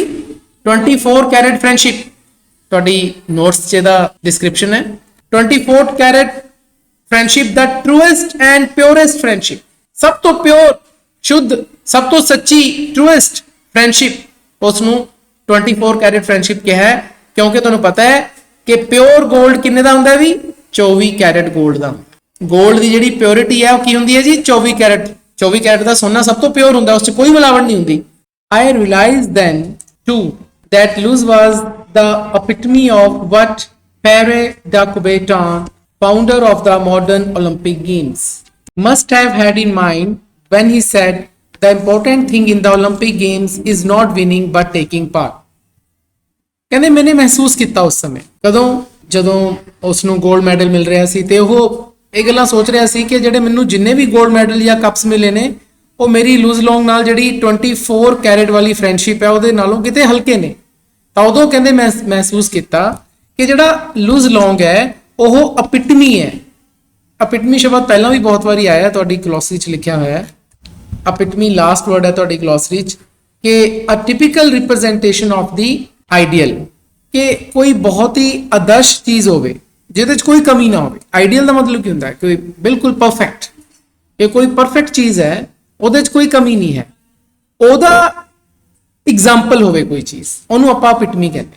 ਬਿਲਕੁਲ ਪਰਫੈਕਟ ਚੀਜ਼ ਦੀ ਕੋਈ ਐਗਜ਼ਾਮਪਲ ਹੋਵੇ ਅਸੀਂ ਉਸ ਨੂੰ ਅਪਿਟਮੀ ਕਹਿੰਦੇ। ਤਾਂ ਹੁਣ ਇੱਥੇ ਉਹ ਲੂਜ਼ ਲੌਂਗ ਨੂੰ ਅਪਿਟਮੀ ਕਹਿ ਰਹੇ ਹੈ ਕਾਦੀ, ਪੈਰੇ ਡਾ ਕੁਬੇਟਾਨ ਦੀ। ਨਾ ਪੈਰੇ ਡਾ ਕੁਬੇਟਾਨ ਇੱਕ ਪਰਸਨ ਦਾ ਨਾਮ ਹੈ, it's a name of a person, French person ਹੈ ਇਹ ਕੌਣ ਸੀਗਾ ਜੀ, founder of the modern 올림픽 games. ਜਿਹੜੀਆਂ ਅੱਜ ਕੱਲ 올림픽 ਗੇਮਸ ਚੱਲ ਰਹੀਆਂ ਨੇ ਹਰ 4 ਸਾਲ ਬਾਅਦ ਹੁੰਦੀਆਂ ਨੇ, ਮਾਡਰਨ 올림픽 ਗੇਮਸ, ਆਧੁਨਿਕ 올림픽 ਗੇਮ ਜਿਹੜੀਆਂ ਚੱਲ ਰਹੀਆਂ ਨੇ ਉਹਦਾ ਫਾਊਂਡਰ ਹੈ। ਫਾਊਂਡਰ ਮਤਲਬ ਕਿ ਉਸਨੇ ਸਥਾਪਨਾ ਕੀਤੀ ਸੀਗੀ 올림픽 ਗੇਮਸ ਦੀ। ਤੁਹਾਨੂੰ ਥੋੜਾ ਜਿਹਾ ਪਤਾ ਹੋਣਾ ਚਾਹੀਦਾ ਹੈ ਕਿ ਜਿਹੜੀਆਂ ਮਾਡਰਨ 올림픽 ਗੇਮਸ ਹੈ ਨਾ ਇਹ 1896 ਈਸਵੀ ਤੋਂ ਸਟਾਰਟ ਹੋਈਆਂ, 1896 ਤੋਂ। ਪਹਿਲੀਆਂ 올림픽 ਗੇਮ 1896 ਚ ਹੋਈਆਂ ਸੀ। ਉਦੋਂ ਇਹ ਗੇਮਾਂ ਇਸ ਪਰਸਨ ਨੇ, ਪੈਰੇ ਡਾ ਕੁਬੇਟਾਨ ਨੇ ਚਲਵਾਈਆਂ ਸੀ। ਮਤਲਬ ਇਹਦੇ ਪਿੱਛੇ ਇੱਕ ਬਹੁਤ ਵੱਡਾ ਹੱਥ ਸੀ ਇਸ ਪਰਸਨ। ਹਾਲਾਂਕਿ ਫਿਰ ਤੁਸੀਂ ਕਹੋਗੇ ਜੀ ਕਿ ਜੇ ਮਾਡਰਨ 올림픽 ਗੇਮਸ ਸੀ ਤਾਂ ਮਤਲਬ ਕਿ ਪਹਿਲਾਂ ਵੀ ਕੋਈ 올림픽 ਗੇਮਸ ਹੁੰਦੀਆਂ, ਬਿਲਕੁਲ ਹੁੰਦੀਆਂ ਸੀ। ਪੁਰਾਣੇ ਜ਼ਮਾਨੇ ਦੇ ਵਿੱਚ ਵੀ 올림픽 ਗੇਮਸ ਹੁੰਦੀਆਂ ਸੀ, ਲੇਕਿਨ ਉਹ ਬਹੁਤ ਪੁਰਾਣੀ ਗੱਲ ਹੈ। 올ਡ 올림픽 ਗੇਮਸ ਹੈ, ਜਦੋਂ ਰਾਜੇ ਮਹਾਰਾਜੇ ਹੁੰਦੇ ਸੀ ਉਦੋਂ 올림픽 ਗੇਮਸ ਹੁੰਦੀਆਂ ਸੀ, ਉਸ ਤੋਂ ਬਾਅਦ ਬੰਦ ਹੋ ਗਈਆਂ। ਫਿਰ ਮਾਡਰਨ 올림픽 ਗੇਮਸ 1896 ਦੇ ਵਿੱਚ ਇਸ ਪਰਸਨ ਦੀ ਕੋਸ਼ਿਸ਼ਾਂ ਦੇ ਨਾਲ ਸਟਾਰਟ ਹੋਈਆਂ ਸੀ। ਤਾਂ ਇਸ ਪਰਸਨ ਦਾ ਨਾਮ ਇਸ ਚੈਪਟਰ 'ਚ ਆਇਆ ਹੈ। ਕਹਿੰਦੇ ਉਸ ਦੇ ਮਨ 'ਚ ਇਹ ਗੱਲ ਜ਼ਰੂਰ ਹੋਏਗੀ, ਇਸ ਦੇ ਮਨ 'ਚ, ਪੈਰੇ ਡਾ ਕੁਬੇਟਾਨ ਦੇ ਮਨ 'ਚ ਜ਼ਰੂਰ ਹੋਏਗੀ ਜਦੋਂ ਉਸਨੇ ਇਹ ਕਿਹਾ ਸੀ, ਥੇਹੀ ਦਾ ਮਤਲਬ ਵੈਨ ਹੀ ਸੈਡ, ਥੇਹੀ ਦਾ ਮਤਲਬ ਕੌਣ ਹੈ, ਪੈਰੇ ਡਾ ਕੁਬੇਟਾਨ, ਕਿ ਜਦੋਂ ਪੈਰੇ ਡਾ ਕੁਬੇਟਾਨ ਨੇ ਇਹ ਗੱਲ ਕਹੀ ਸੀ, ਕੀ ਗੱਲ ਕਹੀ ਸੀ ਕਿ the important thing in the Olympic Games is not winning but taking part। ਜਿਹੜੀ ਜ਼ਰੂਰੀ ਗੱਲ ਹੈ 올림픽 ਗੇਮਸ ਦੇ ਵਿੱਚ ਉਹ ਇਹ ਹੈ ਕਿ ਆਪਾਂ ਪਾਰਟਿਸਿਪੇਟ ਕਰੀਏ ਨਾ ਕਿ ਜਿੱਤੀਏ। ਪਾਰਟਿਸਿਪੇਟ ਕਰਨਾ ਹੀ ਬੱਚਿਓ ਬਹੁਤ ਵੱਡੀ ਗੱਲ ਹੈ। 올림픽 ਦੇ ਵਿੱਚ ਪਾਰਟਿਸਿਪੇਟ ਕਰਨ ਦੇ ਲਈ ਖਿਡਾਰੀ ਤਰਸ ਜਾਂਦੇ ਨੇ। 올림픽 ਗੇਮ ਦੇ ਵਿੱਚ ਐਵੇਂ ਨਹੀਂ ਜਾ ਕੇ ਹਿੱਸਾ ਲਿਆ ਜਾਂਦਾ, ਪਹਿਲਾਂ ਕੁਆਲੀਫਾਈਂਗ ਮੁਕਾਬਲੇ ਹੁੰਦੇ ਹੈ, ਉਹਦੇ 'ਚ ਤੁਸੀਂ ਕੁਆਲੀਫਾਈ ਕਰਨਾ ਪੈਂਦਾ ਹੈ, ਫਿਰ ਜਾ ਕੇ 올림픽 ਗੇਮਸ ਦਾ ਤੁਹਾਨੂੰ ਟਿਕਟ ਮਿਲਦਾ ਹੈ। ਸਾਡੇ ਇੰਡੀਆ ਦੇ ਵੱਡੇ ਤੋਂ ਵੱਡੇ ਐਥਲੀਟ ਕਈ ਵਾਰੀ ਰਹਿ ਜਾਂਦੇ ਆ 올림픽 ਗੇਮਸ ਜਾਣ ਤੋਂ। ਕਹਿੰਦੇ ਪਾਰਟਿਸਿਪੇਟ ਕਰਨਾ ਹੀ ਬਹੁਤ ਵੱਡੀ ਗੱਲ ਹੈ 올림픽 ਗੇਮਸ। ਤੁਸੀਂ ਖੁਦ ਸੋਚੋ 4 ਸਾਲ ਬਾਅਦ ਹੁੰਦੀਆਂ, ਪਹਿਲੀ ਗੱਲ ਤਾਂ ਬੰਦੇ ਦੀ ਉਮਰ ਬੀਤ ਜਾਂਦੀ ਹੈ, ਬਹੁਤ ਵੱਡਾ ਵਕਫਾ ਹੁੰਦਾ ਹੈ 4 ਸਾਲ। ਪਹਿਲੀ ਗੱਲ ਤਾਂ ਦੇਖੋ 4 ਸਾਲ ਬਾਅਦ ਗੇਮ ਹੋ ਰਹੀ ਹੈ, ਫਿਰ ਪੂਰੇ ਵਰਲਡ ਦੇ ਐਥਲੀਟਸ ਇੱਕ ਜਗ੍ਹਾ ਇਕੱਠੇ ਹੋ ਰਹੇ ਨੇ, 올림픽 ਵਿਲੇਜ ਬਣਦਾ ਹੈ, ਇਕੱਠੇ ਰਹਿਣ ਦਾ ਮੌਕਾ ਮਿਲਦਾ ਉਹਨਾਂ ਨੂੰ। ਦੇਖੋ ਕੋਈ ਕਿਤੋਂ ਜਿਹਨਾਂ ਨੂੰ ਆਪਾਂ ਜਾਣਦੇ ਨਹੀਂ, ਉਹ ਲੂਜ਼ ਲੌਂਗ ਕਦੇ ਮਿਲਿਆ ਨਹੀਂ ਸੀਗਾ, ਜੈਸੀ ਓਵਨਸ ਨੂੰ 올림픽 'ਚ ਮਿਲਿਆ, ਕਿੱਡੇ ਵਧੀਆ ਫਰੈਂਡਸ ਬਣ ਗਏ ਉਹ। ਸਿਰਫ ਇੱਕ ਗੱਲ ਨੇ, ਲੂਜ਼ ਲੌਂਗ ਦੀ ਇੱਕ ਗੱਲ ਨੇ ਐਡੀ ਵਧੀਆ ਫਰੈਂਡਸ਼ਿਪ 24 ਕੈਰੇਟ ਵਾਲੀ ਫਰੈਂਡਸ਼ਿਪ ਉਹਨਾਂ ਦੀ ਬਣਾਤੀ ਸਾਰੀ ਉਮਰ ਲਈ। ਉਹ ਫਿਰ ਜਦੋਂ ਇਸ ਤਰ੍ਹਾਂ ਦੀਆਂ ਗੱਲਾਂ ਜੈਸੀ ਓਵਨਸ ਨਾਲ ਹੁੰਦੀਆਂ ਨੇ, ਫਿਰ ਉਹ ਗੱਲਾਂ ਇਹਦੀਆਂ ਗੱਲਾਂ ਯਾਦ ਕਰਦਾ ਹੈ ਪੈਰੇ ਡਾ ਕੁਬੇਟਾਨ ਦੀਆਂ, ਜਦੋਂ ਉਹਨੇ ਇਹ ਗੱਲ ਕਹੀ ਸੀ। ਕਹਿੰਦੇ ਇੰਪੋਰਟੈਂਟ ਥਿੰਗ ਇਹ ਹੈ ਕਿ ਆਪਾਂ ਪਾਰਟਿਸਿਪੇਟ ਕਰੀਏ ਨਾ ਕਿ ਜਿੱਤੀਏ। ਫਿਰ ਉਹਨੇ ਹੋਰ ਕੀ ਗੱਲ ਕਹੀ ਹੈ, the essential thing in life is not conquering but fighting well। ਕਹਿੰਦੇ essential ਦਾ ਮਤਲਬ ਫਿਰ ਇੰਪੋਰਟੈਂਟ, ਵੈਰੀ ਇੰਪੋਰਟੈਂਟ, ਉਸ ਨੂੰ ਆਪਾਂ essential ਕਹਿੰਦੇ ਆ, ਵੈਰੀ ਇੰਪੋਰਟੈਂਟ, ਬਹੁਤ ਜ਼ਿਆਦਾ ਜ਼ਰੂਰੀ। ਕਹਿੰਦੇ ਜਿਹੜੀ ਬਹੁਤ ਜ਼ਿਆਦਾ ਜ਼ਰੂਰੀ ਗੱਲ ਸਾਡੀ ਜ਼ਿੰਦਗੀ 'ਚ ਇਹ ਹੋਣੀ ਚਾਹੀਦੀ ਹੈ ਕਿ ਅਸੀਂ ਲੜੀਏ, fight well।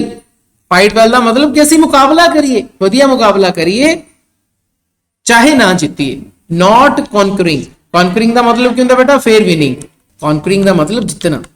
ਕਹਿੰਦੇ ਜ਼ਿੰਦਗੀ 'ਚ ਇਸ ਗੱਲ ਦੀ ਇੰਪੋਰਟੈਂਸ ਹੁੰਦੀ ਹੈ ਕਿ ਆਪਾਂ ਲੜੀਏ, ਜਿੱਤ ਹਾਰ ਤਾਂ ਹੁੰਦੀ ਰਹਿੰਦੀ ਹੈ। ਖੇਡ 'ਚ ਇੱਕ ਬੰਦਾ ਜਿੱਤੂਗਾ ਇੱਕ ਬੰਦਾ ਹਾਰੂਗਾ, ਲੇਕਿਨ ਲੜ ਕੇ ਹਾਰਨਾ ਹੈ, ਜਿਵੇਂ ਲੂਜ਼ਲੋਂਗ ਹਾਰਿਆ ਸੀ ਲੜ ਕੇ।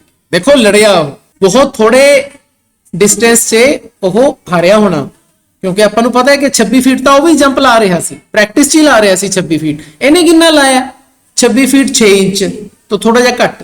ਤਾਂ ਹੋ ਸਕਦਾ ਹੈ ਕਿ 2-3 ਇੰਚ ਦਾ ਹੀ ਫਰਕ ਰਿਹਾ ਹੋਣਾ ਇਹਦਾ ਲੂਜ਼ਲੋਂਗ ਦਾ ਤੇ ਜੈਸੀ ਓਵਨ ਦਾ, ਇੰਨੇ ਇੰਚ ਦੇ ਫਰਕ 'ਚੋਂ ਹਾਰਿਆ ਹੋ। ਤਾਂ ਫਿਰ ਇੱਥੋਂ ਸਾਨੂੰ ਪਤਾ ਲੱਗਦਾ ਹੋਣਾ ਕਿ ਫਾਈਟ ਵੈਲ, ਕਿ ਜ਼ਿੰਦਗੀ 'ਚ ਲੜਨਾ ਜ਼ਿਆਦਾ ਇੰਪੋਰਟੈਂਟ ਹੈ। ਜਿੱਤ ਹਾਰ ਬੰਦੇ ਦੀ ਹੁੰਦੀ ਰਹਿੰਦੀ ਹੈ, ਕੌਨਕਰਿੰਗ ਜਾਂ ਵਿਨਿੰਗ ਇੰਪੋਰਟੈਂਸ ਨਹੀਂ ਰੱਖਦੀ। ਇਹ ਗੱਲਾਂ ਕਿਹਨੇ ਕਹੀਆਂ ਸੀ? ਪੈਰੇ ਡਾ ਕੁਬੀਟਾਨ ਨੇ। ਮਲਟੀਪਲ ਚੁਆਇਸ ਦੇ ਵਿੱਚ ਕੁਐਸਚਨ ਆ ਜਾਂਦਾ ਹੈ ਕਿ ਹੂ ਸੈਡ ਥੀਸ ਵਰਡਸ। ਆ ਸਾਰੇ ਵਰਡਸ ਪਾਏ ਹੋਣਗੇ ਕੋਰਸ 'ਚ, ਨੀਚੇ 4 ਨਾਮ ਹੋਣਗੇ। ਮੰਨ ਲਓ 4 ਨਾਮ ਹੋਣ, ਜੈਸੀ ਓਵਨਸ, ਲੂਜ਼ਲੋਂਗ, ਪੈਰੇ ਡਾ ਕੁਬੀਟਨ, ਨਨ ਆਫ ਦੀ, ਤਾਂ ਫਿਰ ਤੁਸੀਂ ਕਿੱਥੇ ਟਿਕ ਲਾਣਾ? ਪੈਰੇ ਡਾ ਕੁਬੀਟਨ, ਕਿਉਂਕਿ ਇੰਪੋਰਟੈਂਟ ਵਰਡਸ ਹੈ। ਬੱਚਿਓ ਇਸੇ ਦੇ ਨਾਲ ਸਾਡਾ ਸਾਰਾ ਚੈਪਟਰ ਕੰਪਲੀਟ ਹੁੰਦਾ ਹੈ। ਮੈਂ ਆਪਣੇ ਵੱਲੋਂ ਇਹ ਚੈਪਟਰ ਸਮਝਾਉਣ ਦੀ ਪੂਰੀ ਕੋਸ਼ਿਸ਼ ਕੀਤੀ ਹੈ। ਜੇਕਰ ਫਿਰ ਵੀ ਤੁਹਾਡਾ ਕੋਈ ਡਾਊਟ ਹੈ ਤਾਂ ਤੁਸੀਂ ਮੈਨੂੰ ਕਮੈਂਟ ਸੈਕਸ਼ਨ ਦੇ ਵਿੱਚ ਪੁੱਛ ਸਕਦੇ ਹੋ। ਵੀਡੀਓ ਦੇ ਐਂਡ ਤੇ ਮੈਂ ਆਪਣੇ ਦੁਆਰਾ ਬਣਾਏ ਹੋਏ dear to all the music chapters ਦੀ ਐਕਸਪਲੇਨੇਸ਼ਨ ਵਾਲੇ ਹੋਰ ਬਹੁਤ ਸਾਰੇ ਵੀਡੀਓਜ਼ ਦੇ ਲਿੰਕ ਤੁਹਾਨੂੰ ਸਕਰੀਨ ਦੇ ਉੱਪਰ ਸ਼ੇਅਰ ਕਰ ਰਿਹਾ ਹਾਂ। ਨੈਕਸਟ ਵੀਡੀਓ ਦੇ ਵਿੱਚ ਆਪਾਂ ਇਸੇ ਚੈਪਟਰ ਦੇ ਟੈਕਸਚੁਅਲ ਐਕਸਰਸਾਈਜ਼ਸ ਦੇ ਵਿੱਚ ਦਿੱਤੇ ਮਲਟੀਪਲ ਚੁਆਇਸ ਕੁਐਸਚਨ ਅਤੇ short answer type questions discuss ਕਰਾਂਗੇ। ਫਿਰ ਮਿਲਦੇ ਹਾਂ ਜੀ, ਧੰਨਵਾਦ।